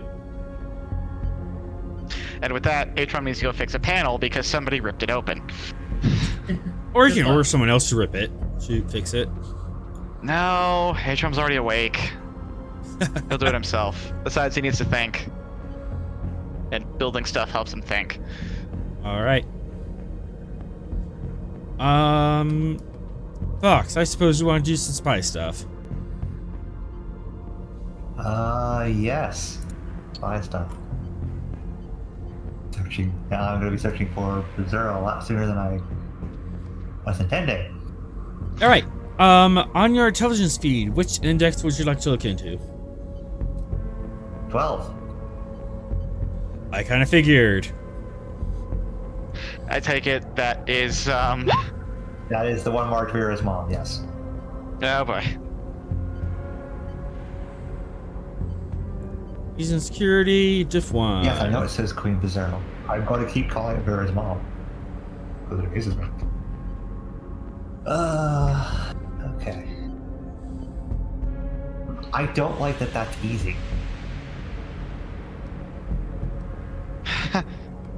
Oh, it's gonna get much harder the deeper you get in. Oh, okay. Yeah, the difficulty is related to the reliability. Yep. Any assets? I have 2, Field Agent and the Intelligence Pad. Uh-huh. So this is just diff 0 at the moment. Alright, sounds good. Any momentum's good momentum. Yes, you said that's right. Because reasons.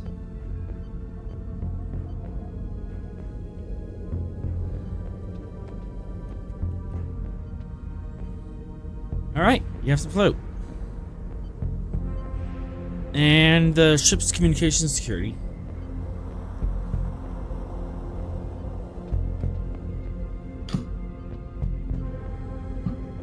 It happens in his own little world again. Hang on one sec.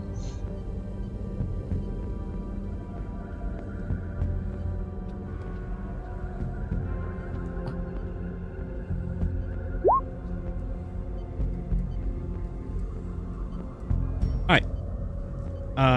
You have one float.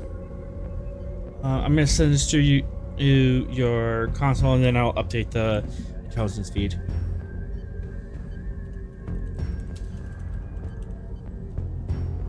Oh, that's gonna come back to bite you, Sinclair.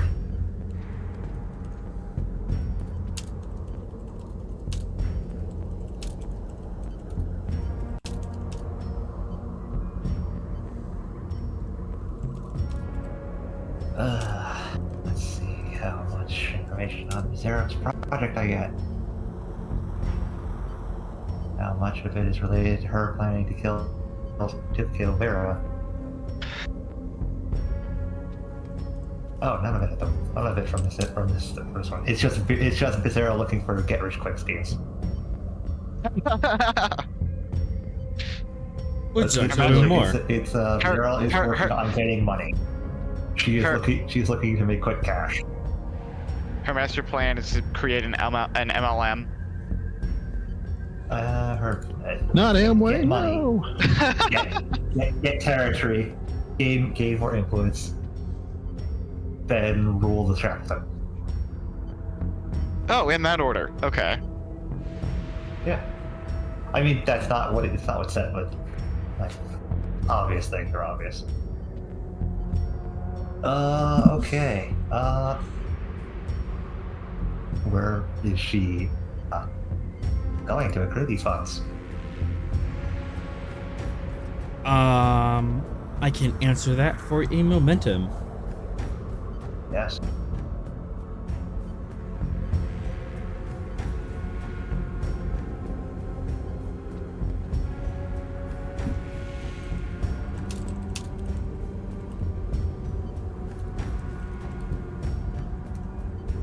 So who wants to put money on it being?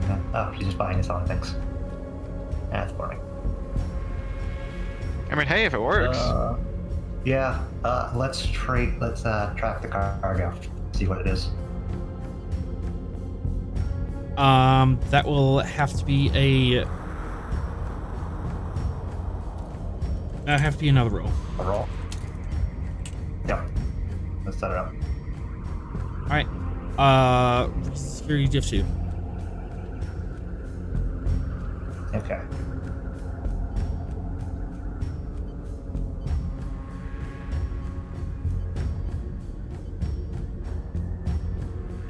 All right. Intelligence research has a focus.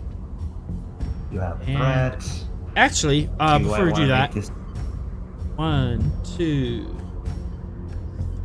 3. Complication 4. Ooh. I guess the chance of getting backtracked. Maybe. Intelligence pad and field agent fire. Yes. Back to 2. 2. You're very good at covering your tracks. All right. Intelligence research has a focus. You have the threat for the third die. We're going onwards and downwards.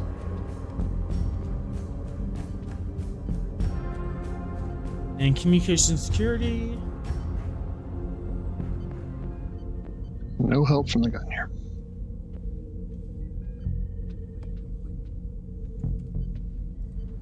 Okay.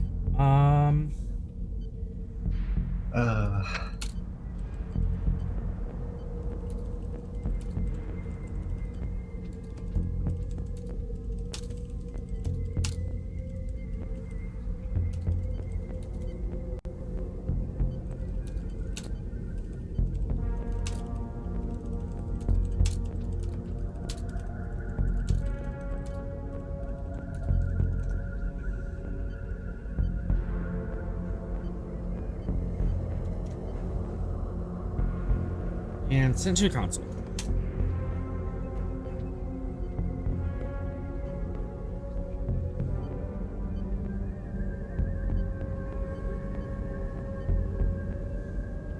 Being tracked through Narendra somehow, not through a smuggle route. They are bypassing security and not running through deep space. So goods are running through Narendra, is what I'm getting at. Are they legally trading then, or is it? Is this legal goods that they're just passing through Narendra without problems? For a momentum, I can an answer. Yes. I have 2 float. I'm fine with this. No, it is not legal goods. They are smuggling it past somehow. And they're doing that because the risk of going through a deep space route is if ships don't check in with Narendra and go through a safety check. First of all, you could be smuggling drugs and bad material into the Shackleton, and we don't want that. And also, Starfleet 8 has an obligation to make sure that civilian ships are rated and safe to go into the Shackleton without blowing up, because that just creates more paperwork and more rescue ops for you guys. So you can just run through deep space and get into the Shackleton, but it's not advised, because then Narendra will notice and say, "Hey, you didn't check in with me. What are you up to?" So by going through Narendra, they're at least getting that rubber stamp of, okay, So somehow they're bypassing in that security check of, well, we're checking for contraband.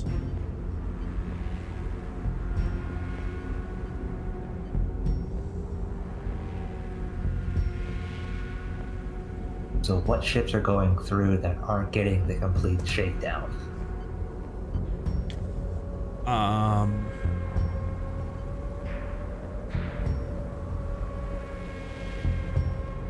That is a complicated question.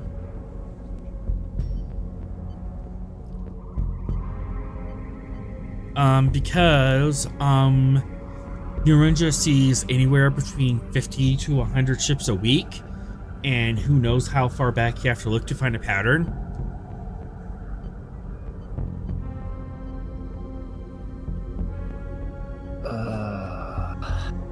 You're gonna have a lot of paper to dig through in order to see that. Yeah.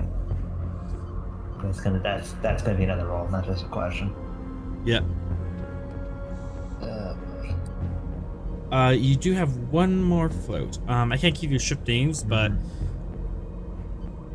yeah, just you're gonna have to go through the docking logs, and it's gonna be a mountain to get through. Yeah.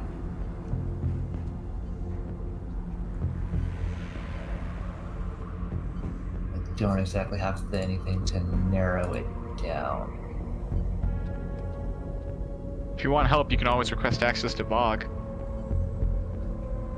This isn't like roll problems at the moment. It's just what more can I ask at further information?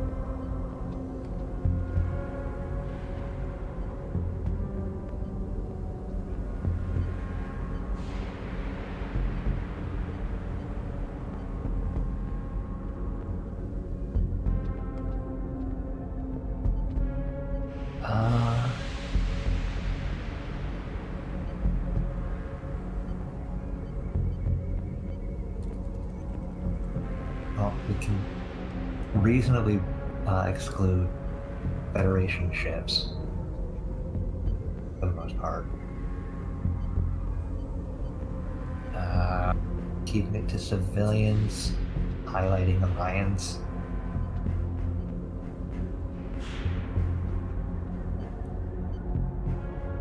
Probably in that vein.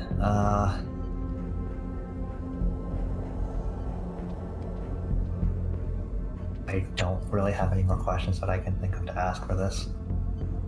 I can You give get an you, advantage. yeah, you can gain an advantage, or I can give you a hint for one moment. Let's go with hint for one to start. Because there's not much of an advantage I can create at the moment without more information. Whatever she's shipping, and it's mostly durable goods that don't have a shelf life or like a need of a stasis field or anything. They're just like in crates and have no special handling. And there is a little bit that appears to be perishable. And there's some hints and stuff that she's concerned about, like 1 out of 20 crates have to be treated carefully, as if there's something perishable or volatile to take care of. Okay, let's create an advantage, narrow it down to ships that have primarily cargo that is non-perishable, with a 10% of perishables that need special handling. Okay. You have the advantage of that profile.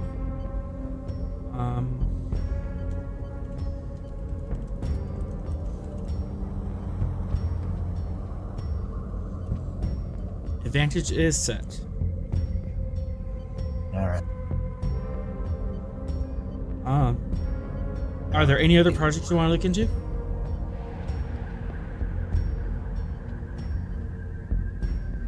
Or any other tracks you want to pursue?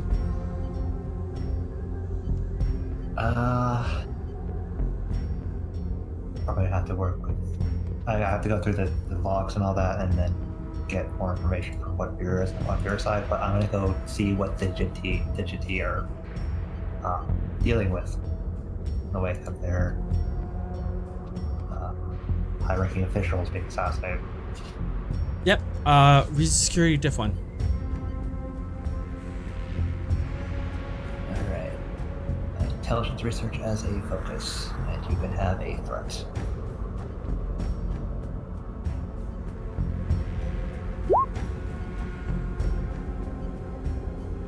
Did I not write this down?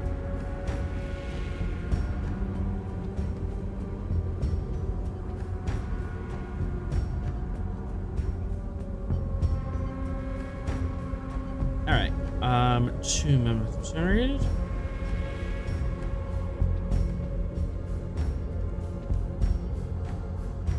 And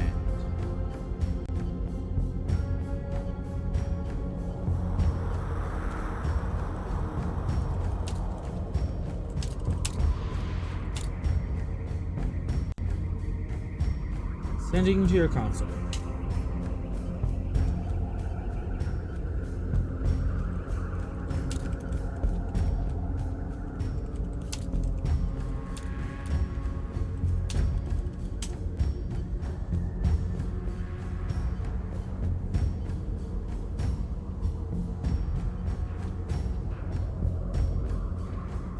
Oh good, they're prepping for war.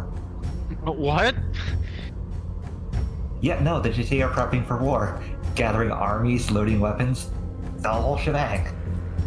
Against who? Yeah, let's see who the Jhatee are mounting war against if it's not the civil war that was already worried about by myself and the ambassador. For momentum. Yeah. Yeah.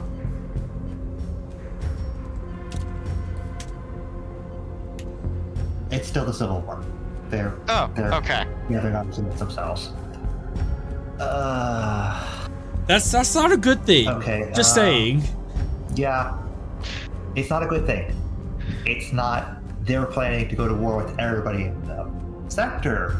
Bad, but it's still bad. Okay. Let's see if there's any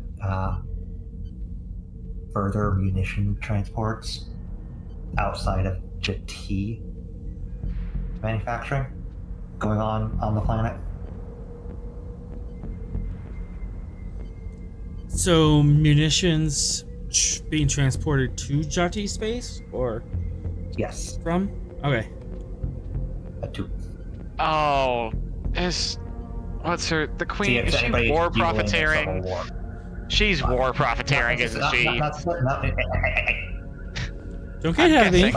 It might not be her after all. We have other true. people active in the region. The whole let's not go beyond Federation space people. This is true. Mm-hmm. Oh, the neo-originalists, right. Yeah. Base difficulty 2, I'm totally spending.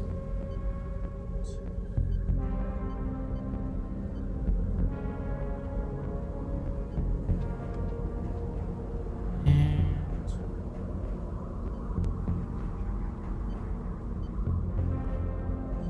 Reason security diff 4 comp 3. Okay, I have intelligence pad and field agent. Those are both fire. Comp or diff. 1 and 1. Alright.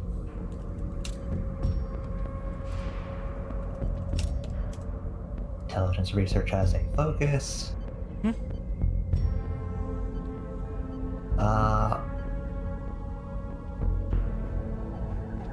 One threat. I'm sure this is just riveting for everyone else. I'm including though, I'm not hiding anything. I'm curious on where it's going. Yeah. I mean, I already know that Clan Fall has been mucking about in their space. But they were trading with one specific faction, the Lolade Synthesis.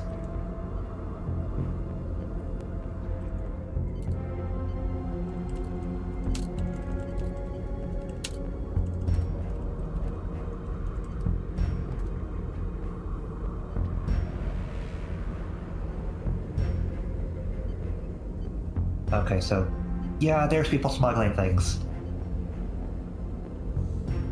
There's nothing official, nothing getting past any checkpoints. So Yeah, as far as you can see, there's no like official cargo manifest of, hey, the Federation is shipping nothing in official. 20 isotons of photonic torpedoes to the Jhatee Confederacy. We have a embassy on the planet. I have a security force station there. They notice anything on the planet that the Jhatee couldn't have manufactured themselves? As of now, not yet. Your friend at the embassy is working hard to talk to all the Jhatee nations and broker peace. He's trying really hard to bring him all to the table and stop this from becoming a shooting war.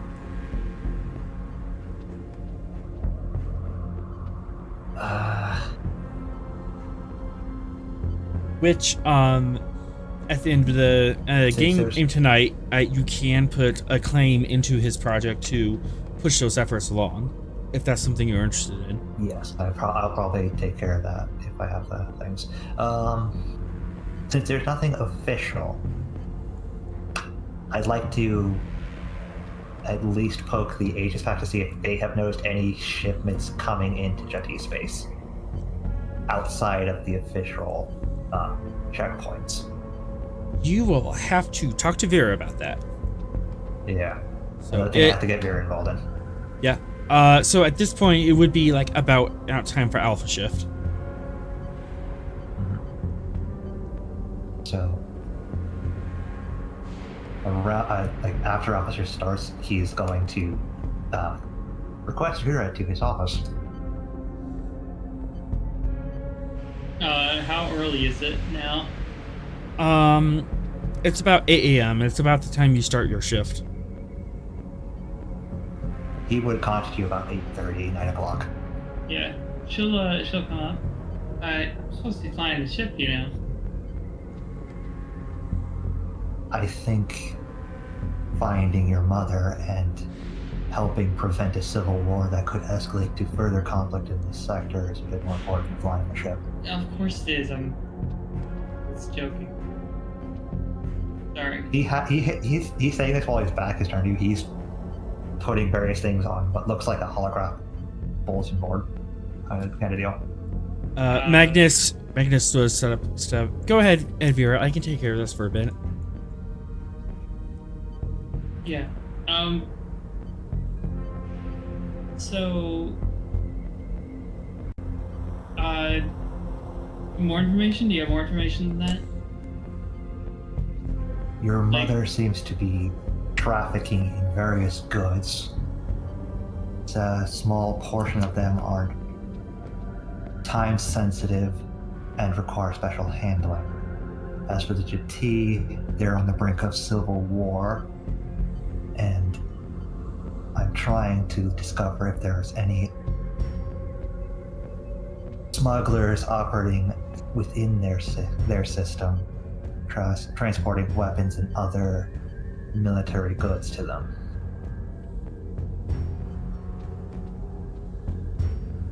I suppose that makes sense. Like I said, I mean, like, I'll get the Aegis Pact on it. Like, that's the best that I can do. That would be helpful. Any ships entering the T system have not crossed the normal checkpoints. Vera, I have a question. Yeah. Do you want to tell the Aegis Pact to just track and monitor ships that are attempting to smuggle in, or do you want them to interfere?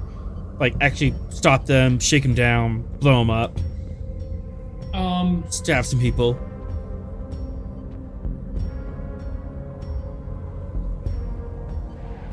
I think that's...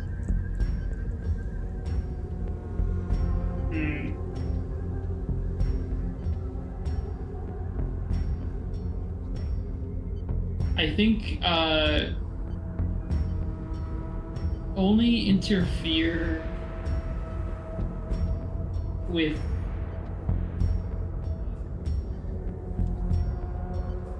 Okay, well, I want to hit like a middle point on that. I think. Like I want to harass her efforts, but I don't want it to be like cause an all-out pirate war yet. If that makes sense. Okay. So what are the conditions that the Aegis Pact will need to hit before or they can interfere, and to what level? Yeah. So what's the trigger, and then what's the effect? So what's the trigger point? I guess like particularly. I want to say like particularly brazen shipments, like the ones that seem like more obvious. Like it's like, oh, this just looks like a normal pirate attack. Okay. Like, oh, we were like really obvious about it, so like obviously we got hit by pirates. Instead of like the more subtle ones that we're actually looking for, that are just being observed. Okay. Because if we attack the more subtle ones, then they'll know the trick is up. Okay, hey, that's doable. And do you want them to compensate the goods? Do you want them to stab people? Like, or just like mess up ships and disable them and leave them adrift? I think that's something she leaves to the individuals. Okay, that makes sense. Yeah, like she's kind of a guide. She's not like the leader of the organization. Like, Okay, that makes sense. They will interfere with the most obvious shipments, and they will give you information as they can. nice. And that will just be set as the Aegis Pact project.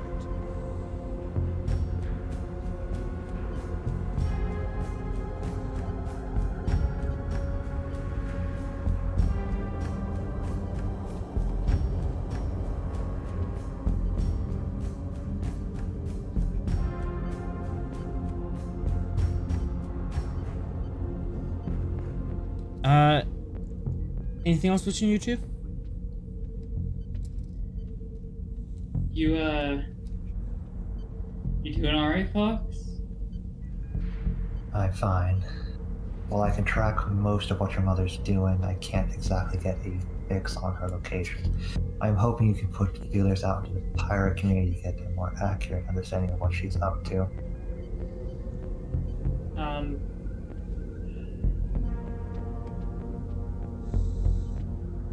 Yeah, I'll let you know if the pact finds anything. That's our best link to the pirate community anyway, so we'll probably hear about the same things in that case. Very good.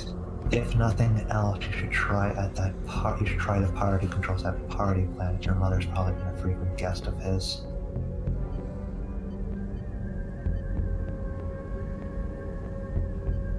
Say again?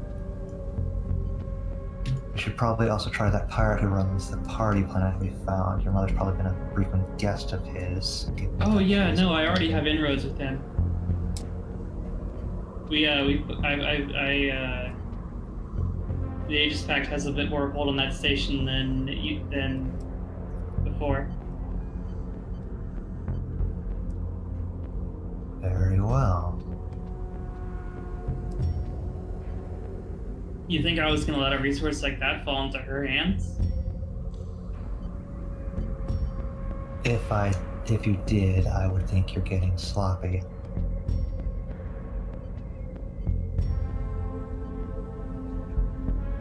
And you are still, apart from myself, the most capable member on this crew.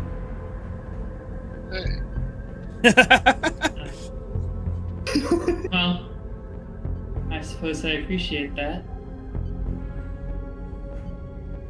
It's almost like you're trying to say we're friends or something. Those are your words, not mine. Yeah, but you like them. And with that, she'll walk away. All right. And before we dock, Sinclair, I think you're doing something very silly. Sleeping. Happily. All right. You are in sickbay. What are you up to?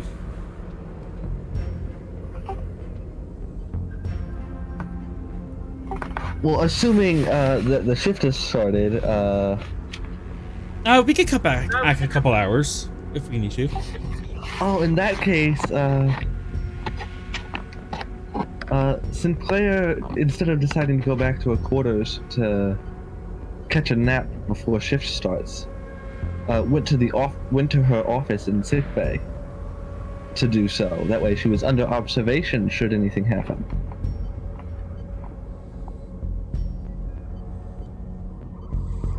Okay. Are you doing anything in particular, or are you just gonna sleep and kind of see what happens? She made a purpose to relax her psionic barriers, as well as setting up a sedative near on her desk. Okay, okay.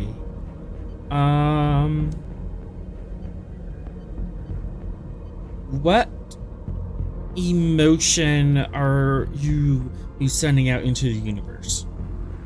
In 3 words, three emotional states.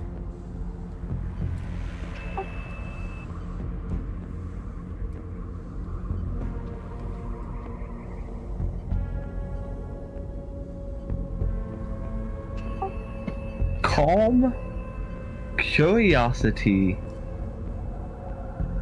and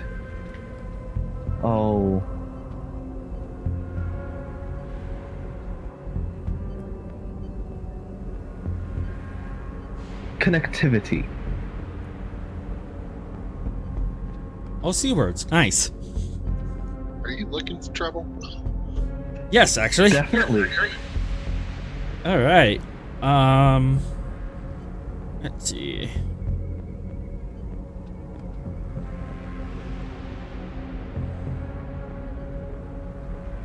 Just do.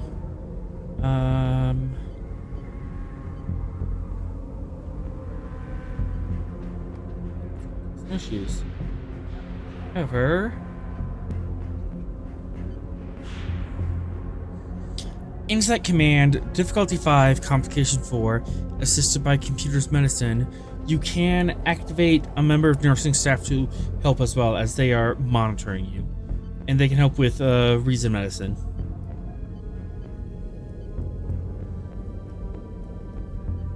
How determined are you to reach into the void?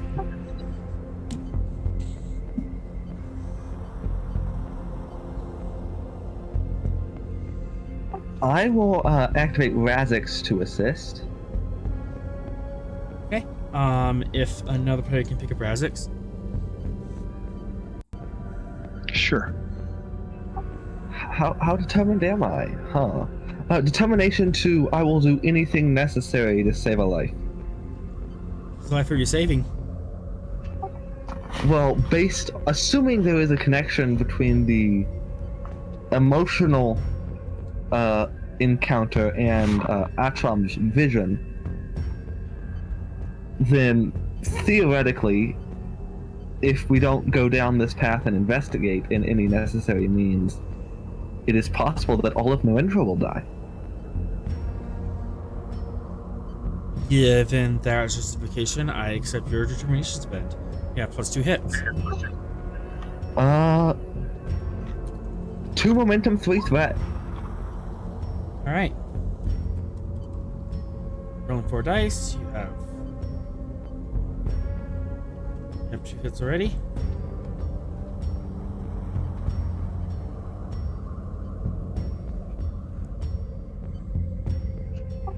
Persuasion as a focus? Yes. Starcross Metal to increase the focus range to 8. Duly noted.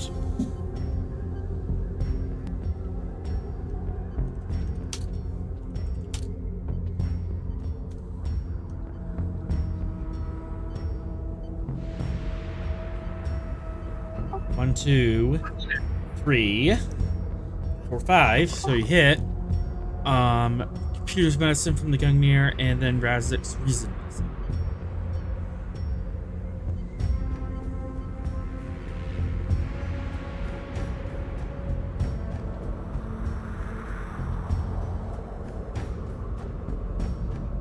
And what was Razik's? Reason medicine.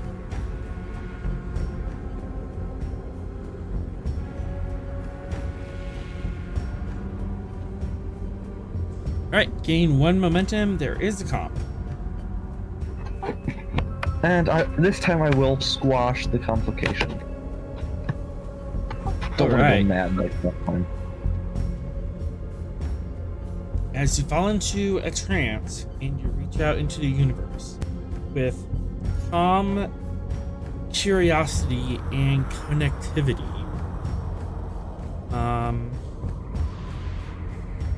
Yeah, just change the music. Psychic BX music.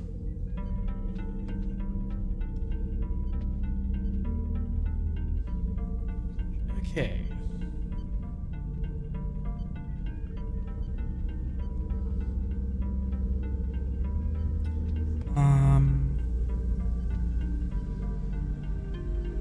You reach out and you sense some rebuttal to curiosity.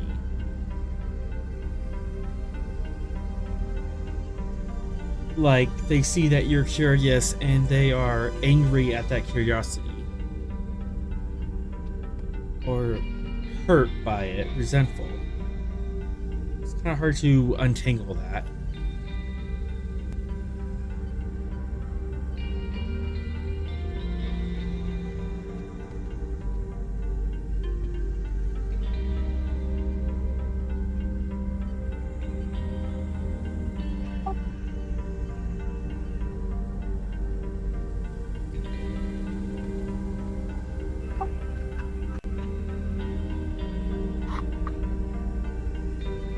I'm going to try and cautiously press deeper into the empathic web. Ooh, okay.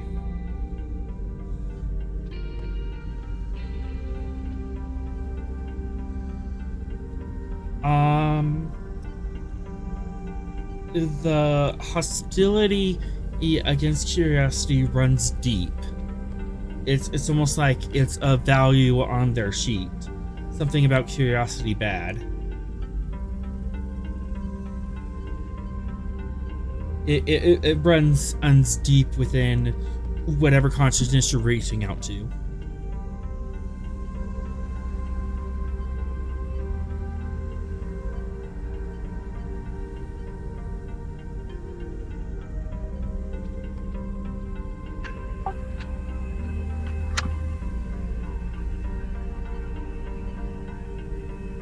Can I, of some sort,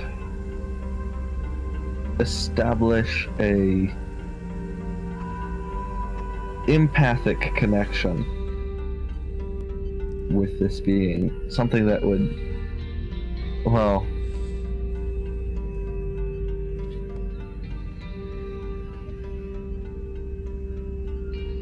just to see what they're feeling. What they are feeling, okay?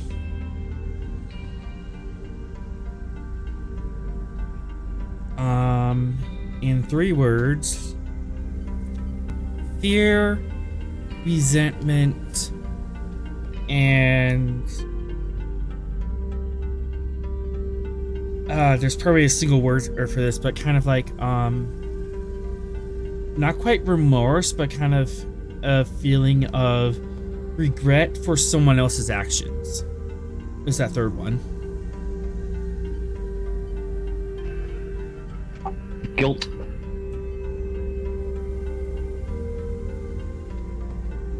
Kind of, except that they were not culpable for it. They're not responsible for it.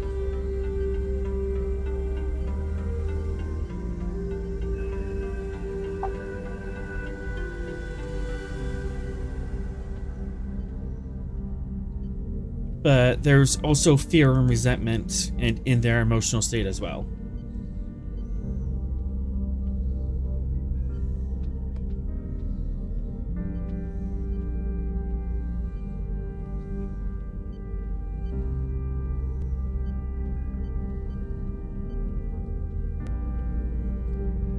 What do you do in this link?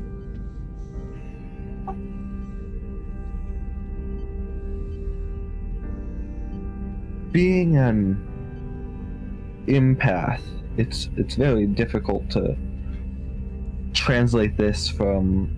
I'm going to try and show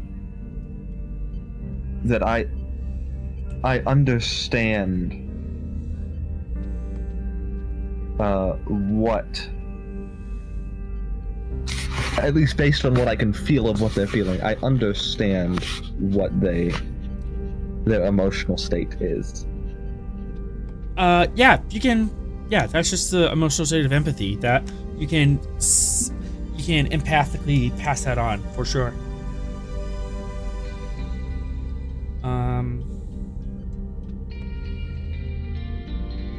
You get back some relief. It's like 30%, a little more relief, but there's still fear and resentment.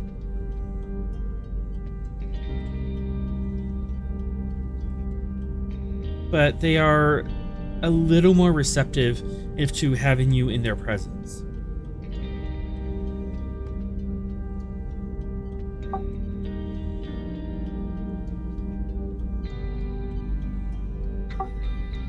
I'm going to relax. Actually, I'm going to put it this way. I'm going to relax the walls that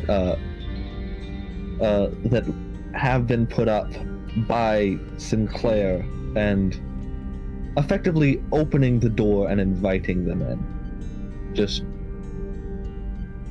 I'm not trying to push into their space. I'm trying to show them that I know what they're feeling.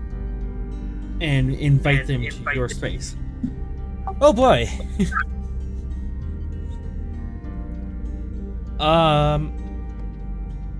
Okay, so besides empathy, what are your 3 emotional states?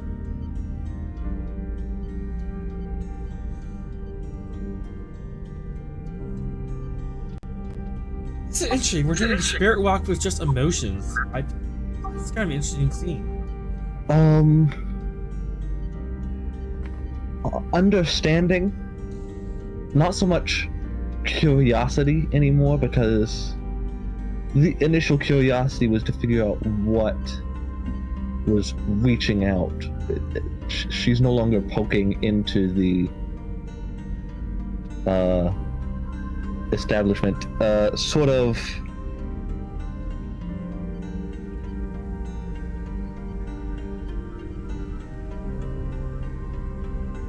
understanding, contentment, and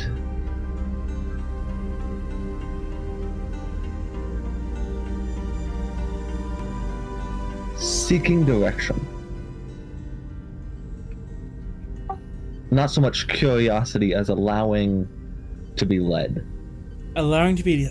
Okay, yeah. I'll accept those as emotions. Okay.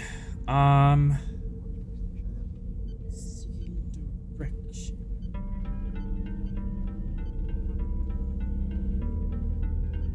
Not sure I can throw that at you yet. Contentment.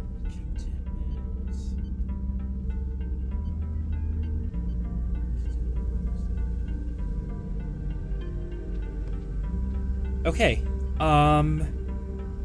You get a sense that they have been hurt greatly. They have been grievously injured in some unimaginable way, and their fear and resentment is to try to stop that from happening again.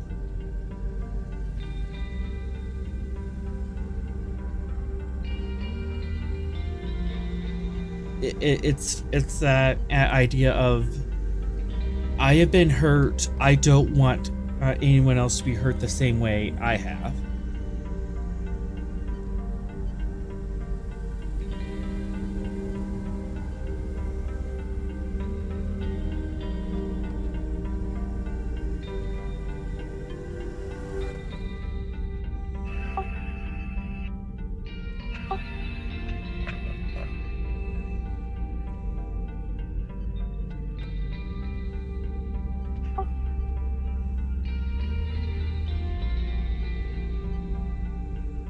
In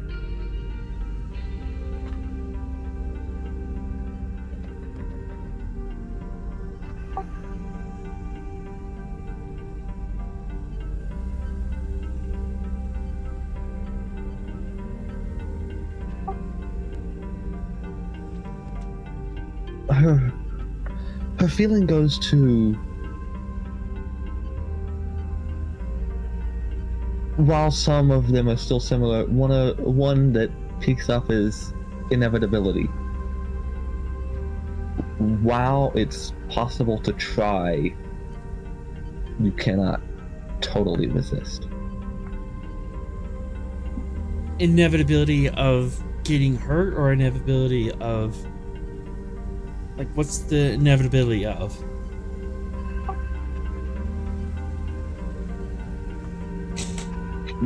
Inevitability of pain, grief. There's no way to remove it entirely.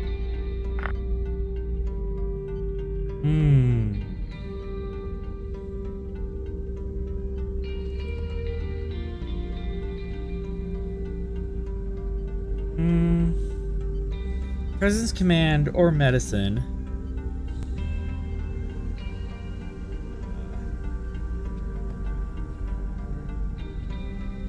One, two.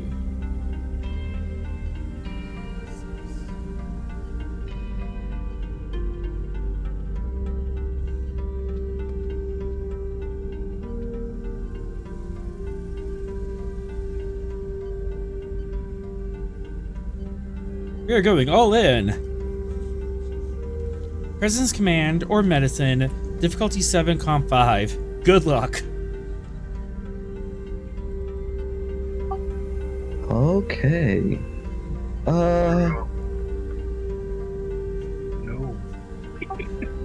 Oh boy. You don't have to do this. You can back up. You can back off. Just as you pose that question, you kind of feel that level of resistance. Focus in persuasion with presence medicine. I will take it. I'm gonna mute myself so I don't react when this happens.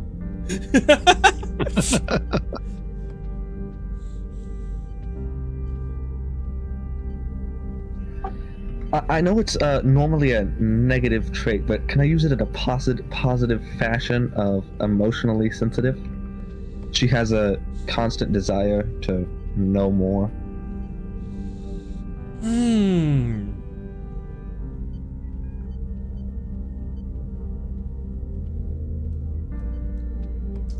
That will be a positive now. Difficulty or comp? Difficulty. All right.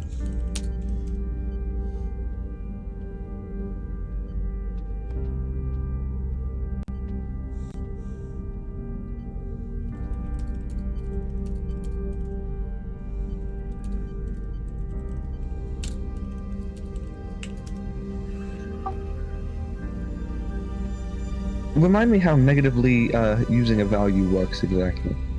The value or the directive will have to be holding you back, preventing you from doing the thing, and you are recognizing that this is not helping me right now. This is a stumbling block in my way. I strike it out, and then you get a point of determination. As of now, your directives are the prime directive. Directive 2 is investigate the Jhatee political and social spheres, and Directive 3, collaborate with local authorities and defer to their judgment. or actions procedures in their jurisdiction.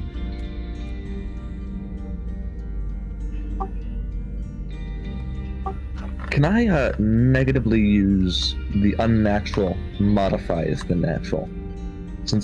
Since I directly refused to use the psionic device in order to delve deeper. Taking a risk, yes, but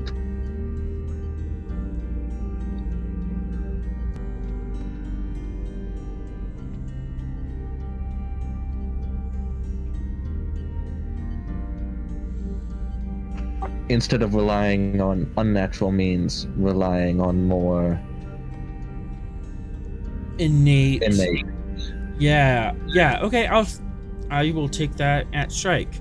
That value is no longer available. You may fill that in with something else at the end of the episode. You have a point of determination. What are you spending it to?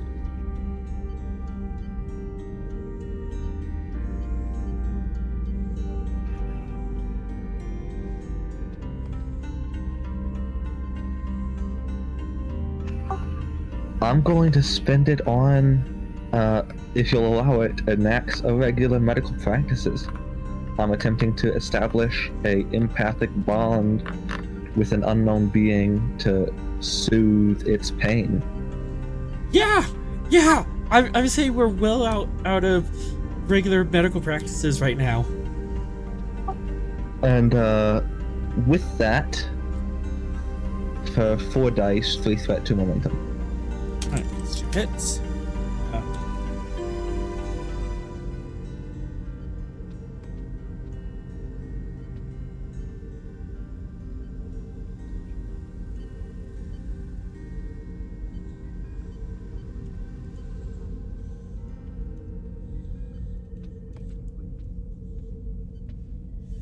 Yeah. Anything else you want to throw at this? Medals? I don't believe I have any medals as of right capable of being used right now. I will re-roll that complication, however. Oh, I forgot to establish. One more. I forgot to establish that last one, that 3. I forgot to enable focus. Persuasion is a critical. Persuasion is focus. So okay. So that is a success, and I will be re-rolling the complication. Okay. Oofta. Alright. 4, 6, 7, 8. Gain 2 momentum.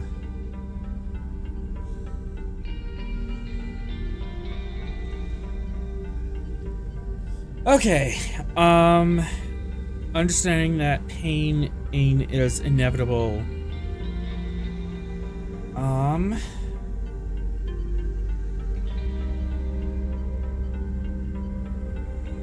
Goodness. How did they receive that?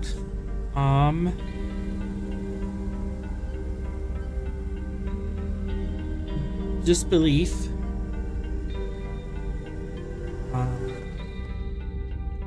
Rage and urgency.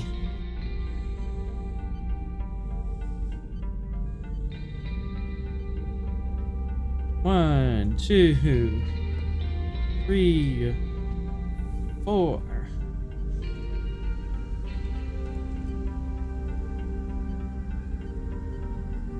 As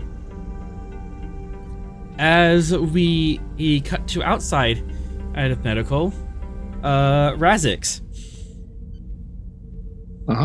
You are monitoring in this situation, and all of a sudden, her heart rate and blood pressure start spiking.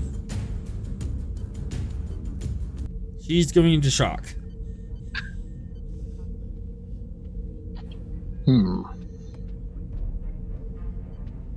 Did she leave any instructions on what to do, what not to do, or am I pretty much on my own on this? All she told Razix is, if I go mad, sedate me.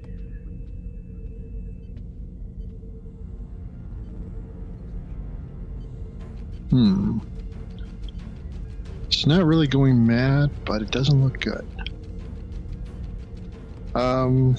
She is currently going into shock. So this is serious physical medical issue versus mental.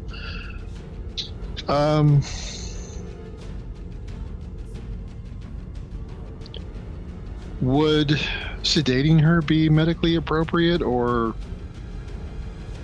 some other course based on what a medical officer would know?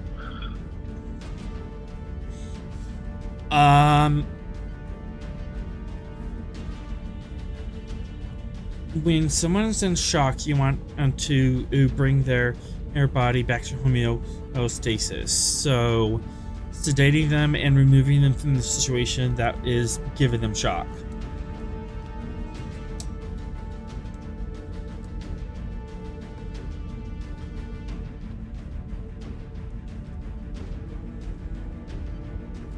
Giving them shock? Is that what you said? Or removing them and from a situation that's putting them in shock.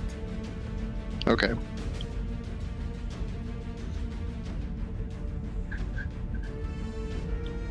All right, I'll give her a sedative.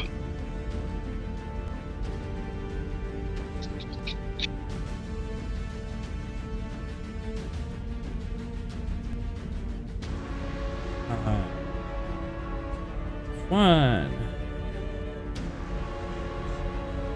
What character is doing this?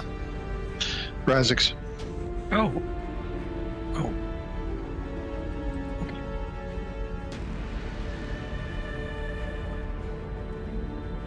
Yeah, definitely not Rost. Control medicine. Shocker with the paddles. Control medicine div 3, assisted by computer's medicine. Okay.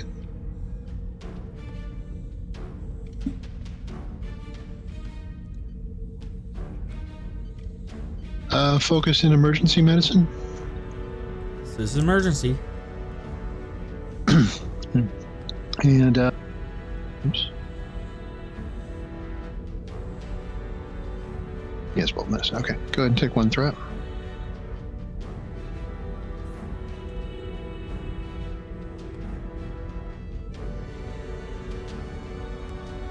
And computer's medicine.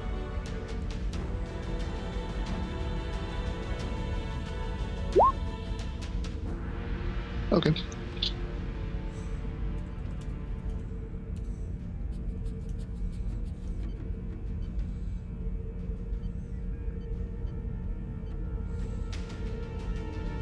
All right, that is a hit.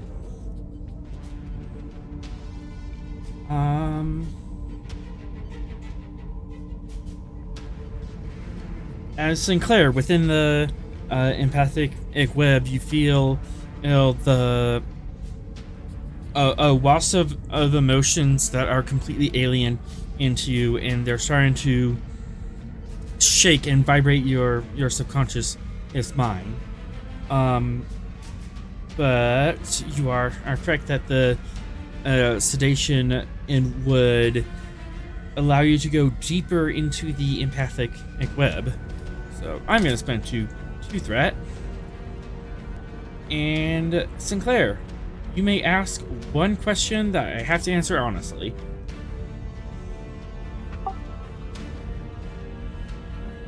So, here's a question to the GM. Can it be any question? Even one that could not be passed along by empathic means? It has to be related to your connection to them, but it can move beyond just emotional states.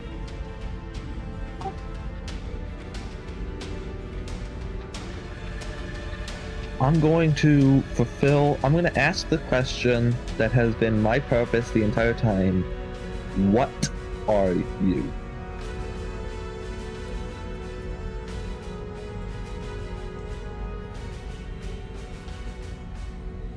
Okay. You get the impression that these beings, this group of beings, they used to be corporeal. They are no longer corporeal, and they are beyond space and time.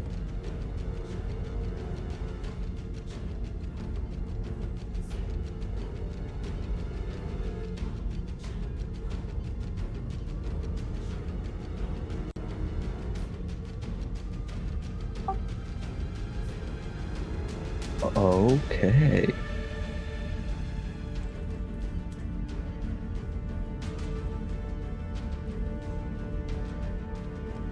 And that is why it came from a direction you are not familiar with, because they're in a dimension you are not familiar with. They are not left or right, they are Yomkor from you.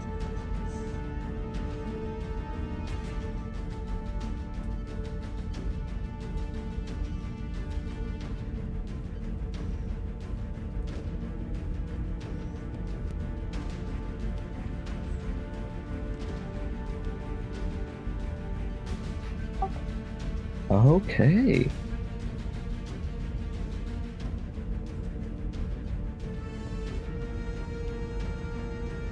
And with that realization, you fall deeper into an unconscious trance.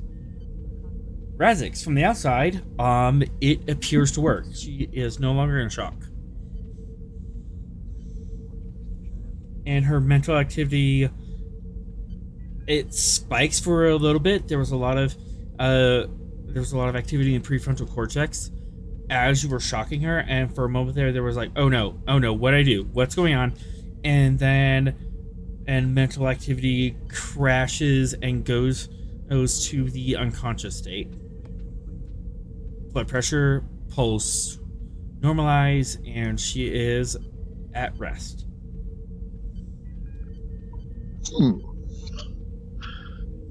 Okie dokie.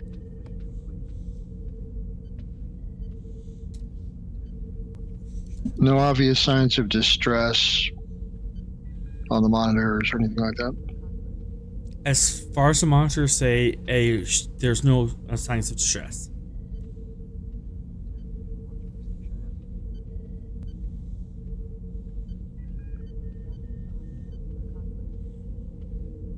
We need new monitors. Do you report this to anyone? Or what do you do next? That's a good question.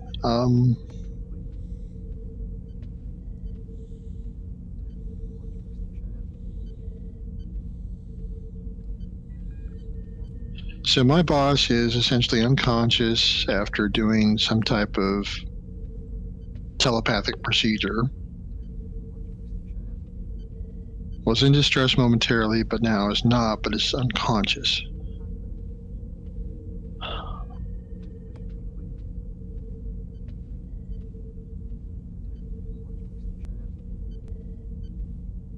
I don't like her being unconscious.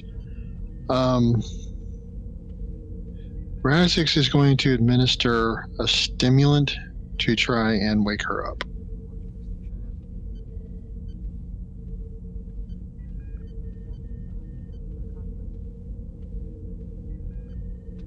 So an upper after the downer. Pretty much, yeah. One momentum, and you can do that. Okay. And Sinclair, you wake up to Razix standing over you. After your acid trip. Doctor?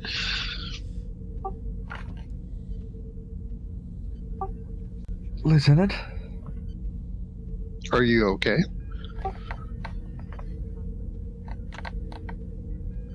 Yes.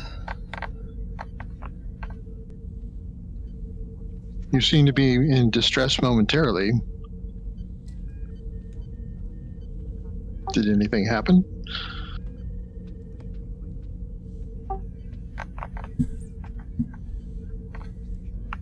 That...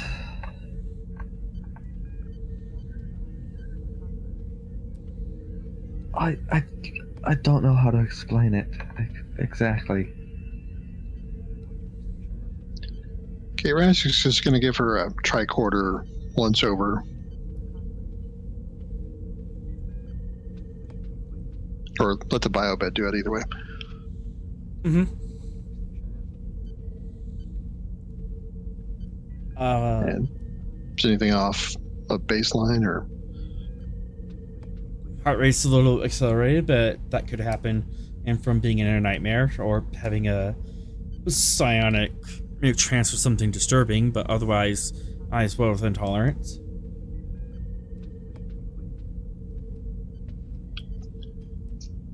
Well, Doctor, I would recommend that you get some rest and give the old brain a little rest there.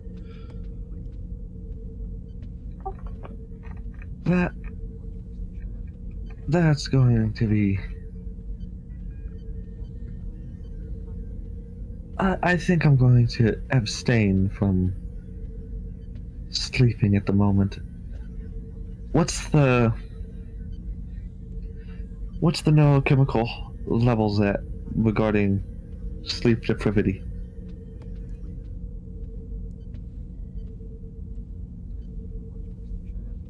Yes, Razix would give her the reading for that. Give me a recent medicine and diff 1. Razix? Yep. And computer's medicine can help. Depends on how involved he wants to get.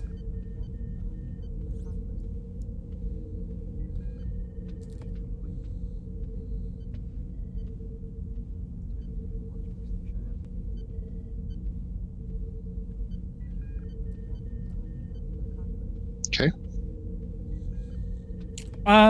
She's a little short on sleep. If she's running off of like maybe 4 or 5 hours of sleep, but she could function, and if she had a cup of coffee.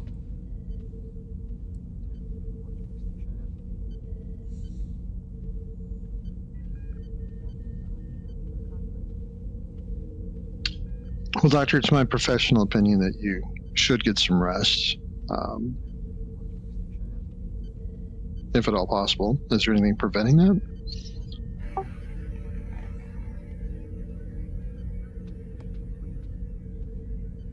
The unknown. However, as it is not, if that is your professional opinion, I will be taking this shift off and come back for the next one.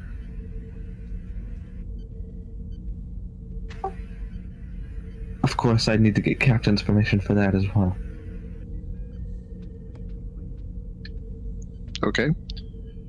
Would you like us to continue monitoring your vitals?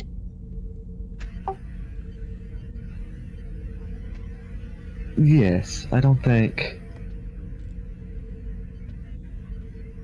With what I just touched, actually properly, with who I just touched, I think it would be wise if I was under constant surveillance. All right, we'll hook her up with a bio pack. Yeah, you could put a sensor or just underneath their ear, and that will monitor their bios a lot more constantly and send a consistent stream to sickbay. And you can do that for a momentum. All right. Very easy to set up.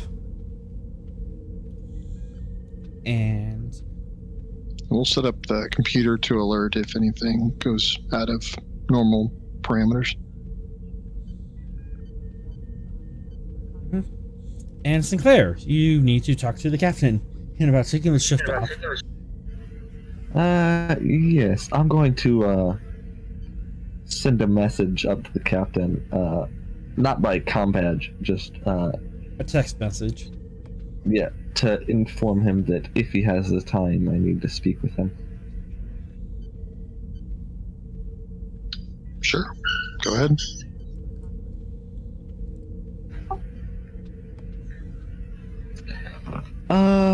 Sinclair will head up to the captain's ready room.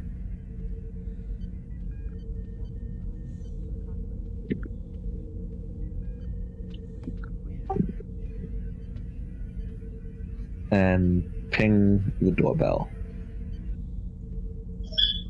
Come. Door opens. Sinclair will step inside, and after the door closes, just say, I did some searching. I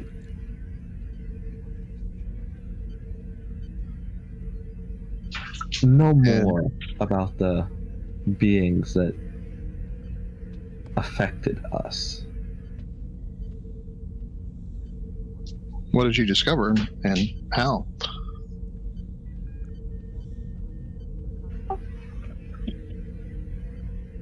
To answer your second question first, I didn't medically induce, I went into a empathic trance. I lowered the barriers.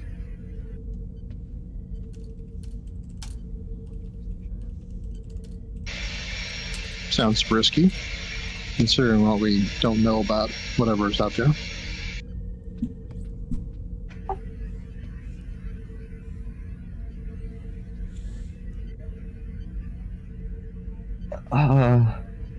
I came through it mostly fine. There was a brief, according to Lieutenant Razix, there was a brief portion of concern. What I did learn is that they induced the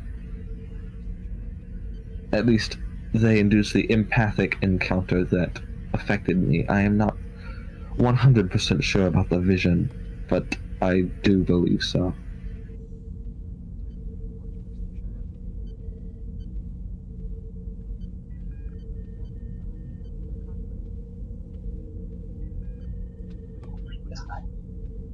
Say that one more time. What I did discover is that they induced the empathic encounter that I was exposed to. I'm not dogmatically sure about the vision that Atrom had, but I believe that there is some connection there as well. Okay.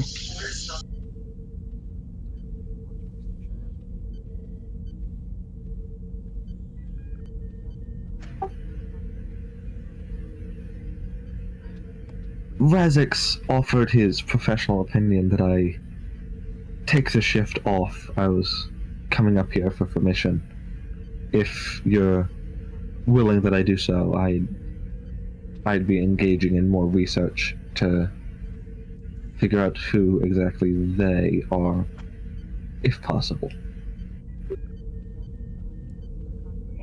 Can I get a telepathic read on her? You can. Sinclair, do you resist? No. Insight command diff 1.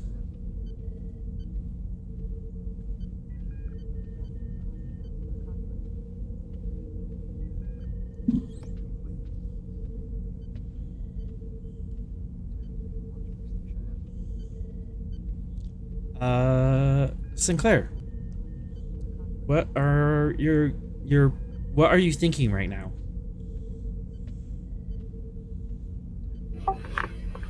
Sinclair's thoughts are scattered. From her background, she was someone who believed that science held almost all the answers. Now, something beyond empirical science has... something not understandable has been realized. And she's trying to piece it together.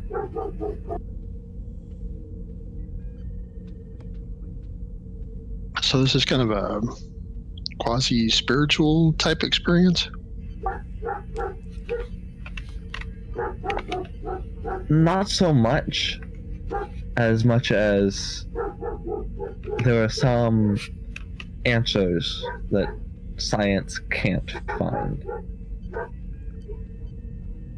Not that they don't exist, they just can't be found. Okay. All right. Well, Doctor, yeah, it sounds like you need to take the shift off. Why don't you go ahead and do that? We'll check in on you next rotation. Thank you, Captain. I'll be sure to keep up to date. I have sickbay monitoring my vitals and other neurological extremities. And stay off the peyote.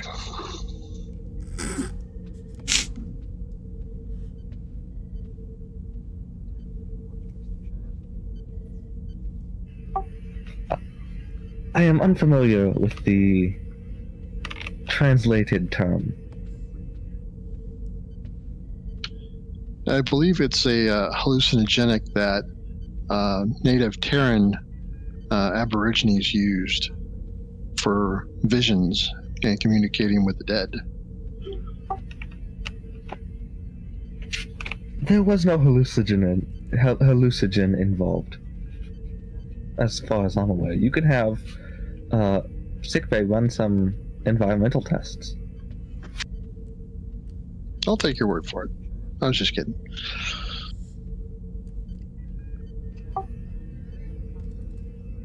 If there's no other recommendations, I'll head to my quarters. Very well. And Sinclair will leave the ready room. All right. There's one more scene I want to do as we pull into Narendra Station.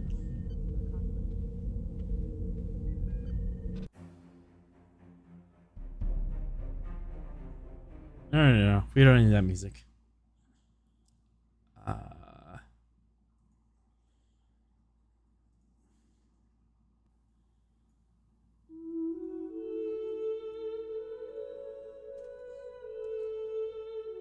As the Gungnir pulls into Narendra Station, you see the station orbiting the planet it quite serenely.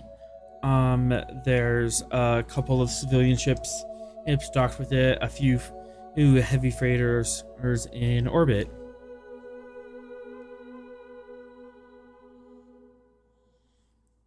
Bailey at the con on ask.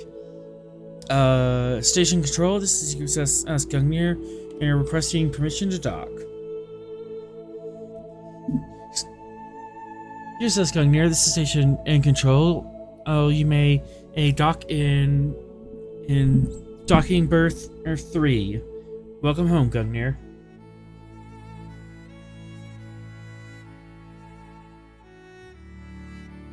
Bailey kind of turns to look at you, Captain, in the center chair.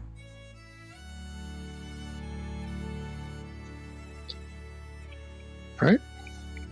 Proceed to dock.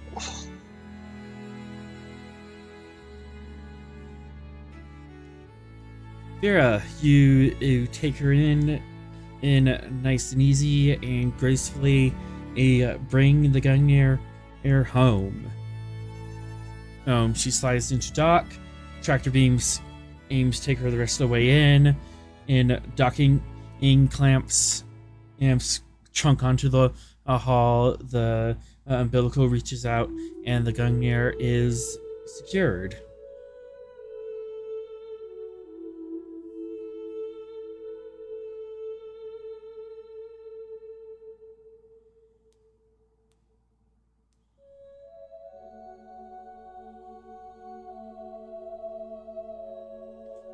At that, Bailey and Patterson kind of get up to leave the bridge to go for some shore leave, apparently. Unless Captain says otherwise. Oh, that's fine. Alright. everyone leaves to go to shore leave. Atcham, you are expecting someone on the station.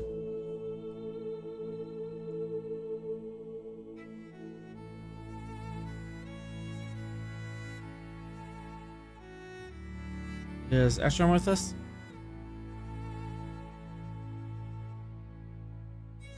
Terribly sorry. I forgot I muted myself like 45 minutes ago. Sorry. That has pulled the same thing that most of us have done. Yeah, exactly. Yeah, I responded, and you're like, "Is Atrom with us?" And I'm like, "Oh no." Yeah. Yeah, Atcham, we are docked, and you are expecting someone to meet you at the gangway. Yes, my family. Does anyone?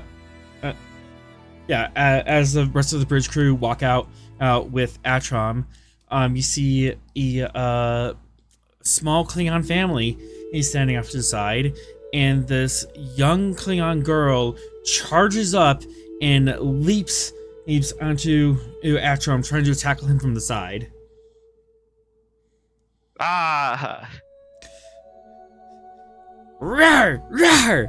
As she's like trying really hard to get your arm in an armbar, but she's just way too small to get the leverage on it. But Atrom just lifts up his arm and her with it. Hi. Now, little warrior.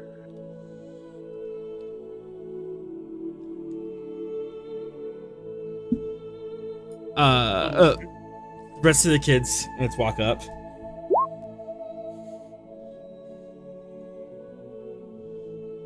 Yeah, so there are, for the rest of your benefits, there are 2 sons and then his daughter, who is the youngest. And they're both they're like 13 and 10. At least the human equivalent of that. I don't know how Klingons age. They age fairly quickly, but yeah, we'll just go with those ages. Yeah, very just None of- you have kids? None of you have ever asked me about my personal life. Yes. Oh. You're Klingon. Wouldn't that be an insult to your own?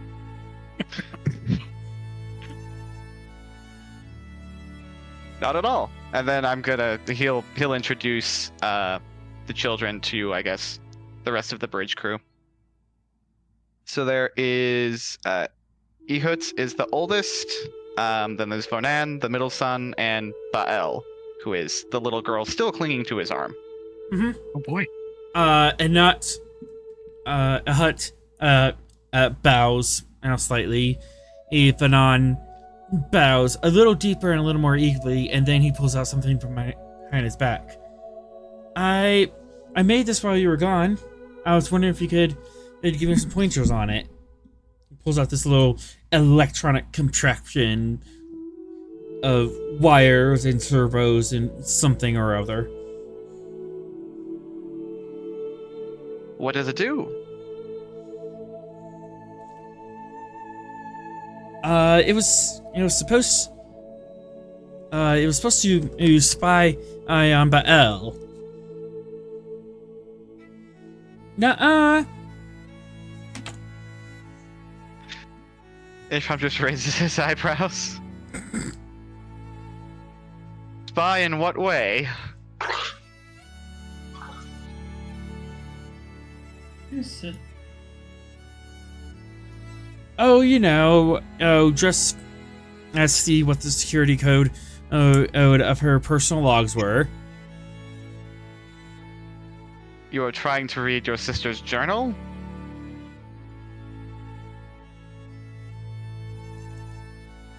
Yeah, I want to see what silly things he thought was noteworthy.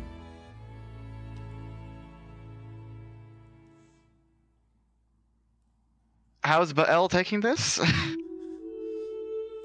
Bael is growling and flaring her teeth. Heath at Vanon.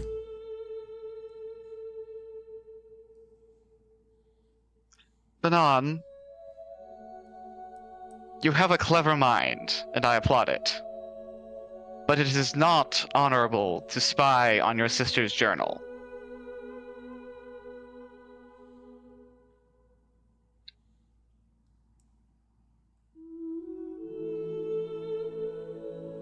However, if you were to do such a thing, you would need to do this, and he's just gonna move one of the wires over to the other port. The little drone own perks up. It appears just to have walking legs, but it is moving on its own, and it starts just crawling off his hands, and he keeps having to put his hands in front of it. Hold on. He shuts it off. Wow, it actually completed the program. I just had it on a pre-programmed course, but I couldn't get it to fully execute it. It would just do 3 steps, and then shut off.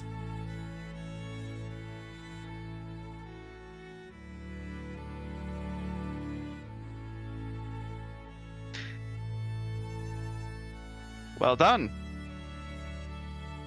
And at that, he is going to, actually, he's gonna whisper in Baal's ear, I will re-encrypt, I will give your journal a new encryption later. Please do not kill him. Can I at least bite his ear off? No permanent injuries. There's thermal regenerators. No injuries that require a dermal regenerator. Remember the last time? The eyebrow grew back.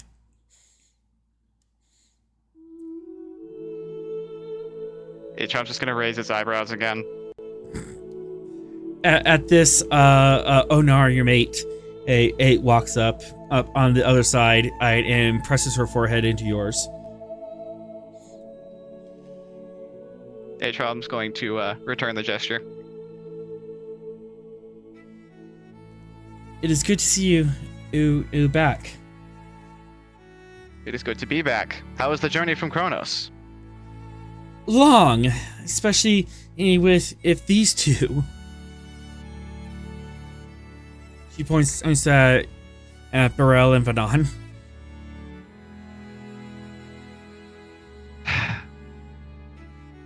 Understandably. Oh, we do have a few days in dock, so I should be able to help ease the burden a little bit. Mm-hmm. You better, mister. Yes, dear.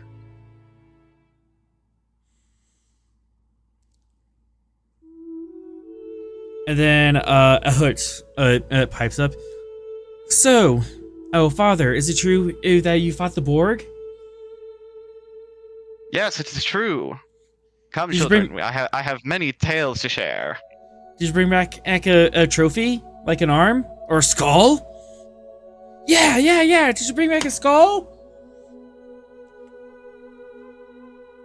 Several non-Klingonids officers are walking by and just give you a wide-eyed eye and walk around to you as your children are screaming about mounting a skull on the wall. No skulls, but I did bring this, and I didn't do this ahead of time, but we're improving this, so it's fine.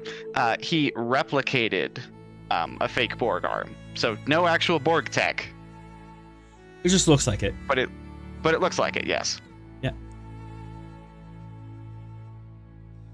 Hut and Vanon are just, wow, that's so cool, and they both reach out to grab it and inspect it, and then they both start grappling and punching each other. Hut tries to headbutt Vanon. I had it first.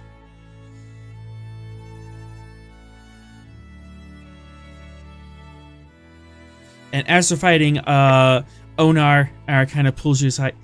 There's something I need to talk about, my love. Yes. She takes you a couple steps away as the kids are wrestling each other quite enthusiastically. I assume Bael is cheering them on. Yep. She's cheering them on, and she's giving aim pointers to Vanon.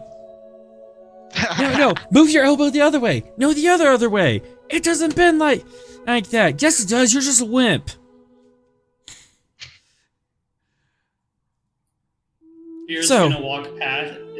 You're just gonna walk past and attempt to like while they're all scuffling, just basically just swipe it during the scuffle.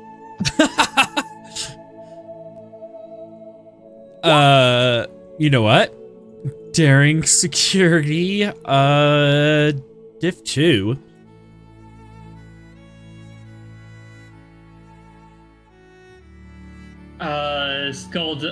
Skullduggery, because she's trying to steal subtly. Mm-hmm.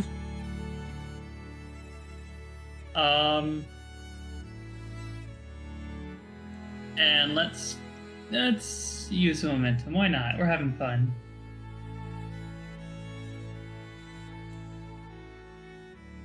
Well, there you go.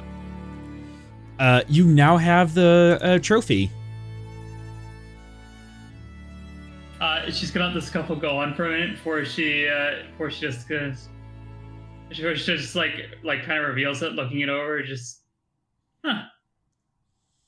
this is a pretty good one.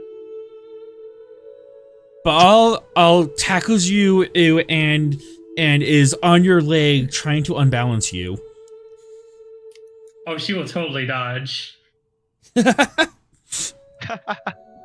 fun playing keep away for the next 2 hours. At this, the other Air 2 kids is realize what's going on, and they are all trying to get the Borgarm back. Hey. Come on. I'm gonna give it back. Onar, our last in the sidebar with you, Atron. I'm surprised they haven't torn apart the station yet. They will make fine warriors. Indeed. But, about our daughter. Yes. I've been keeping tabs on her doctor, and it appears that she has gone missing. There was an appointment. There was a checkup, something that she wanted to do on Baal a few months ago, but she's been out of contact. Nothing serious, and I haven't seen anything yet, but Dr.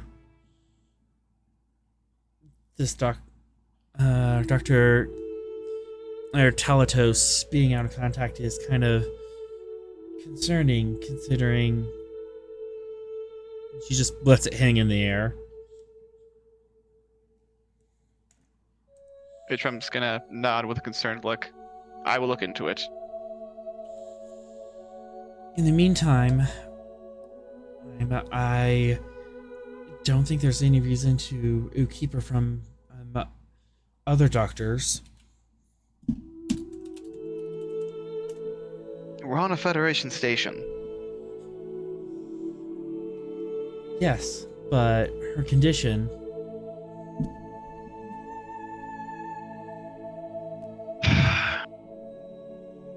I'm not worried about the condition. I'm worried about the treatment that we used. Again, and she is breathing fine. I mean, as you can tell that she has a warrior spirit. Yes.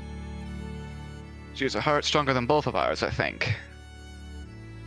Well, they're stronger than mine. And with that, she grabs your arm and twists it behind your back, threateningly.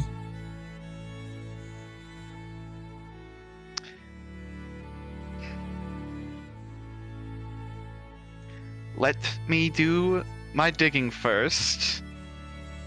And if I don't turn up anything, in 48 hours, we will take her to a Federation doctor.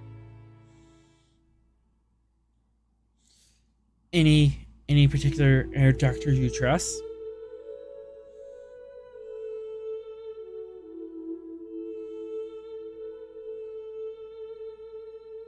Do I have any? I'm trying to think of if he knows any doctors outside of just our ship's doctor. I mean, there's your ship's doctor. I Okay. mean, do you trust Sinclair with something like this?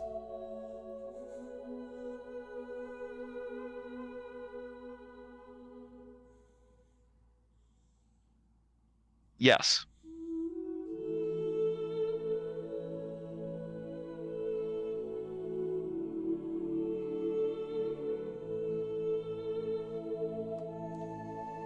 Very well.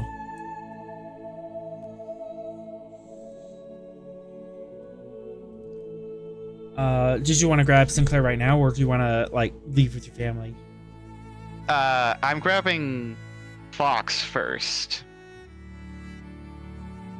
All right. As Onar moves to wrangle the kids away from Vera, who is Vera's good with kids. She's playing along, but she's also very evasive, so she's leading them on a merry chase. and She's Onar's really good with kids. yeah, and Onar starts chasing you like, okay, come on, 3 Klingon kids, unsupervised. Someone's gonna die if I don't bring him in. Well, it won't be Vera. Fox, that is the worst with kids of this bunch. Yeah, so Atrom kind of speed walks to catch up to Fox. Can I speak to you in private?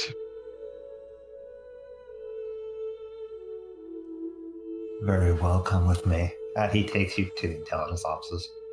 I request one of the offices here. There seems to be an issue that requires privacy.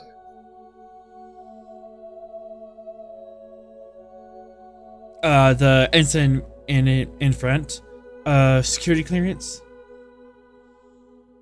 He hands over his intelligence clearance. Very well. And he gestures to a biometric scanner on the desk. Verify your ID. He touches it. Place your palm on the scanner. It scans. You are who you are.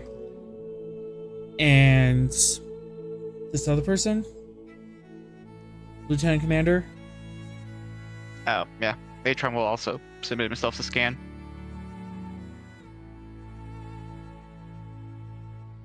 Very well. Second interrogation room should be clear. Or you be clean in there. Good. Lieutenant. And the ensign nods and gestures to the right, where the secured offices are. Okay. Once the door is closed, Atrom's gonna say, "Is this room bugged?" It's an intelligence office.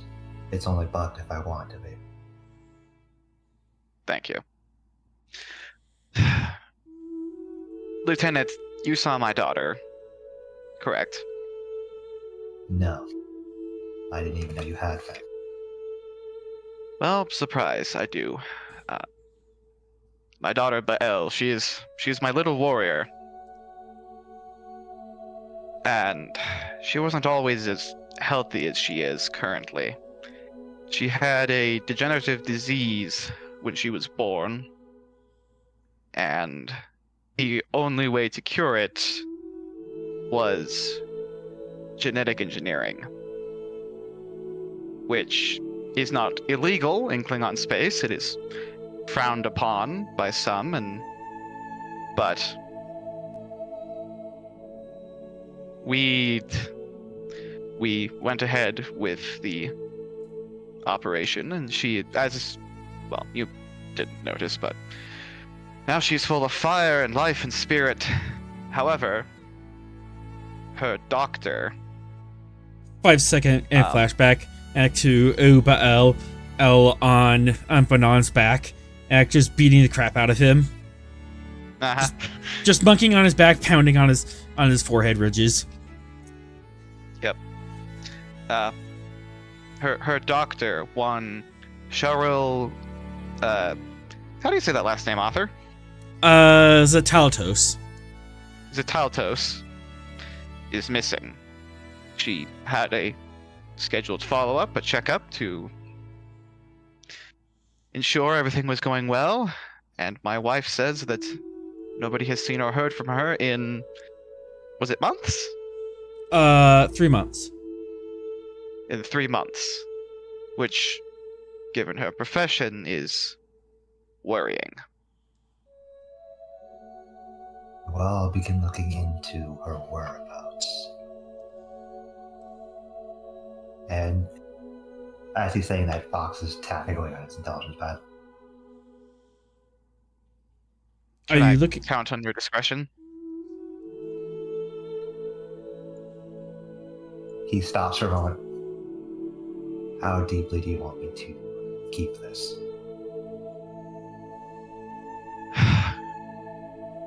Author, quick question about Federation law. If Atrom and his family aren't technically Federation citizens, where do they stand here? You currently stand under Klingon law.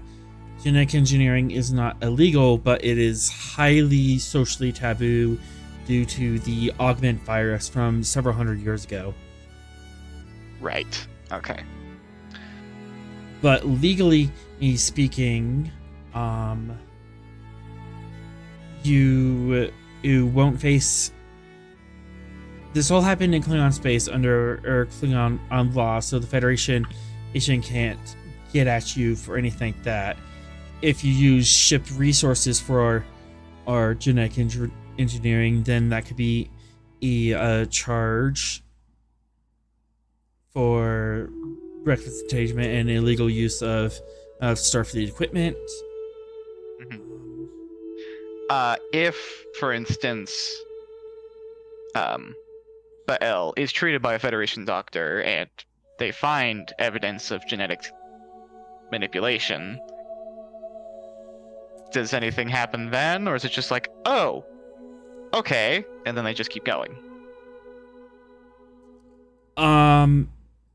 Mostly should be okay, and they just keep going because genetic engineering happens in other air polities, and Bael is not a Federation citizen.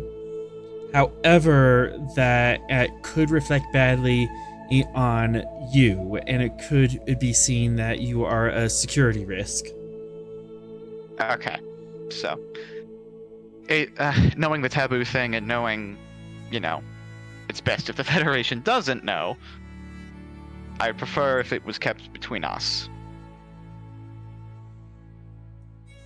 Very well. Then from the moment that we exit that door, I won't speak of it again unless I find her. Thank you. Fox, what were you typing on the pad? Just recording this, or? Just trying to figure out where her last known location was. Their last known location was. Blackmail material. Indeed.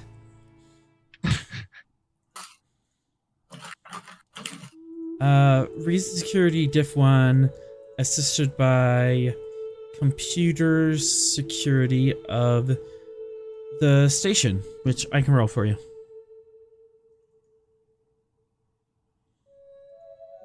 Okay. Station has intelligence research as a focus. Yep.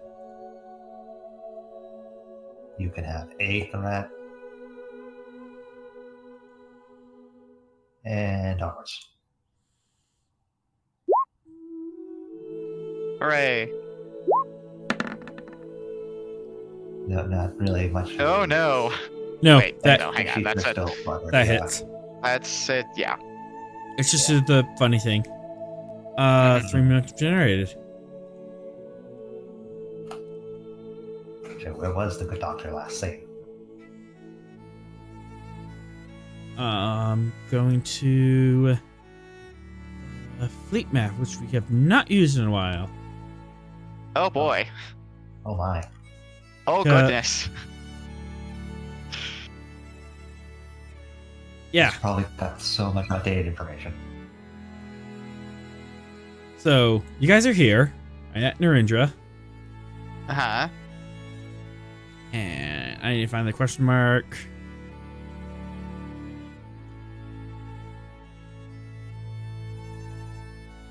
Man, the Outer Federation just kind of sandwiching all of the major powers.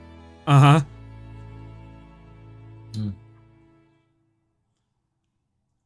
All right.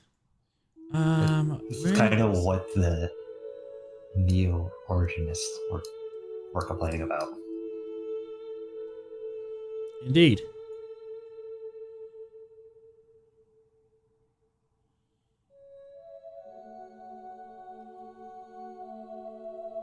Gosh, this is such low resolution. I can barely read these names.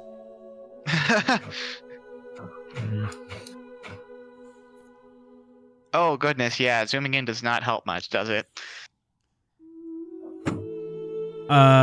She was over here by the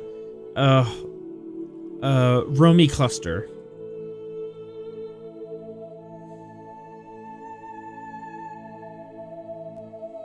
So she was still in Federation space proper. She wasn't near the Shackleton. Oh. But she was like 2 sectors away from Konos.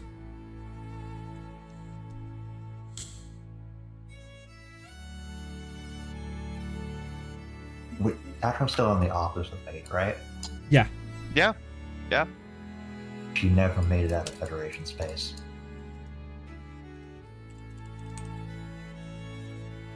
He shows him in the last location of his doctor. She was here. They were here. Not far from Kronos, but still felt well within Federation space.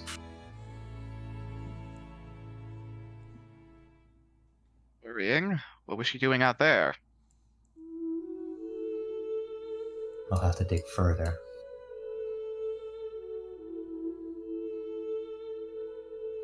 See, let's look into see how the doctor got out to there and what they were doing. Yeah, like generally, a geneticist wouldn't be hanging around Federation space. Well, there is still geneticists in Federation space. They just don't go full on genetic modification. True. Oh yeah, because you can still do like genetic medicine and like, yeah. Yeah, there are still certain parts of genetics you can do. It's augmentation that they start getting into the "you're getting arrested" category. You're gonna go to this lovely penal asteroid and wear an orange jumpsuit. You're going on this ship for a very lovely cruise. Why do you need to know when the cruise is going to end?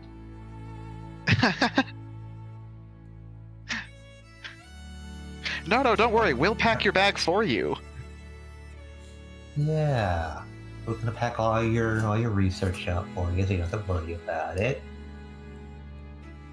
But yes, the information as to how and why the doctor is there. You will have to look into that next time. As on that note, we end tonight's episode.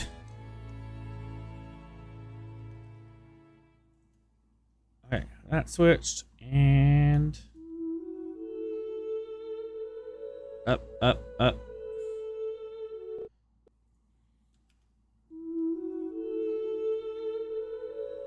And credits. There we go. And on that note, we end tonight's episode. Thank you so much for watching. Thank you to the players tonight. Yeah, I kind of expected to get to New Ranger Station earlier, but apparently that Mr. S3E32 was really entertaining. So now, from Fox's perspective, I have to worry about Bizarro, the Jhatee, and now missing Doctor. Yeah, the galaxy just got a lot more complicated. As Sinclair is making first contact with godlike beings. Not again. Oh, this won't end well. That always goes well. I think it's Now Rost and Sorrel, if they ask if you're a god, what do you say? Of course. No! You tell them no! No, that's not how it works. Oh, that's a Isn't bad, that how this bad works? one. Be sure When to have catch. our first contacts ever gone wrong, guys? It'll be fine. Be sure to catch us next week, Thursday, at 7 p.m. here on Twitch to catch our next adventure on the Frontier. Music provided by Kevin Macload. You can check out his royalty-free music at incompetech.com. As always, we are forever grateful to Modifius for giving us the tall ship, and to the Great Bird in the Galaxy, Gene Roddenberry, for giving the stars to guide us. Until we meet again, go out and find your own adventure.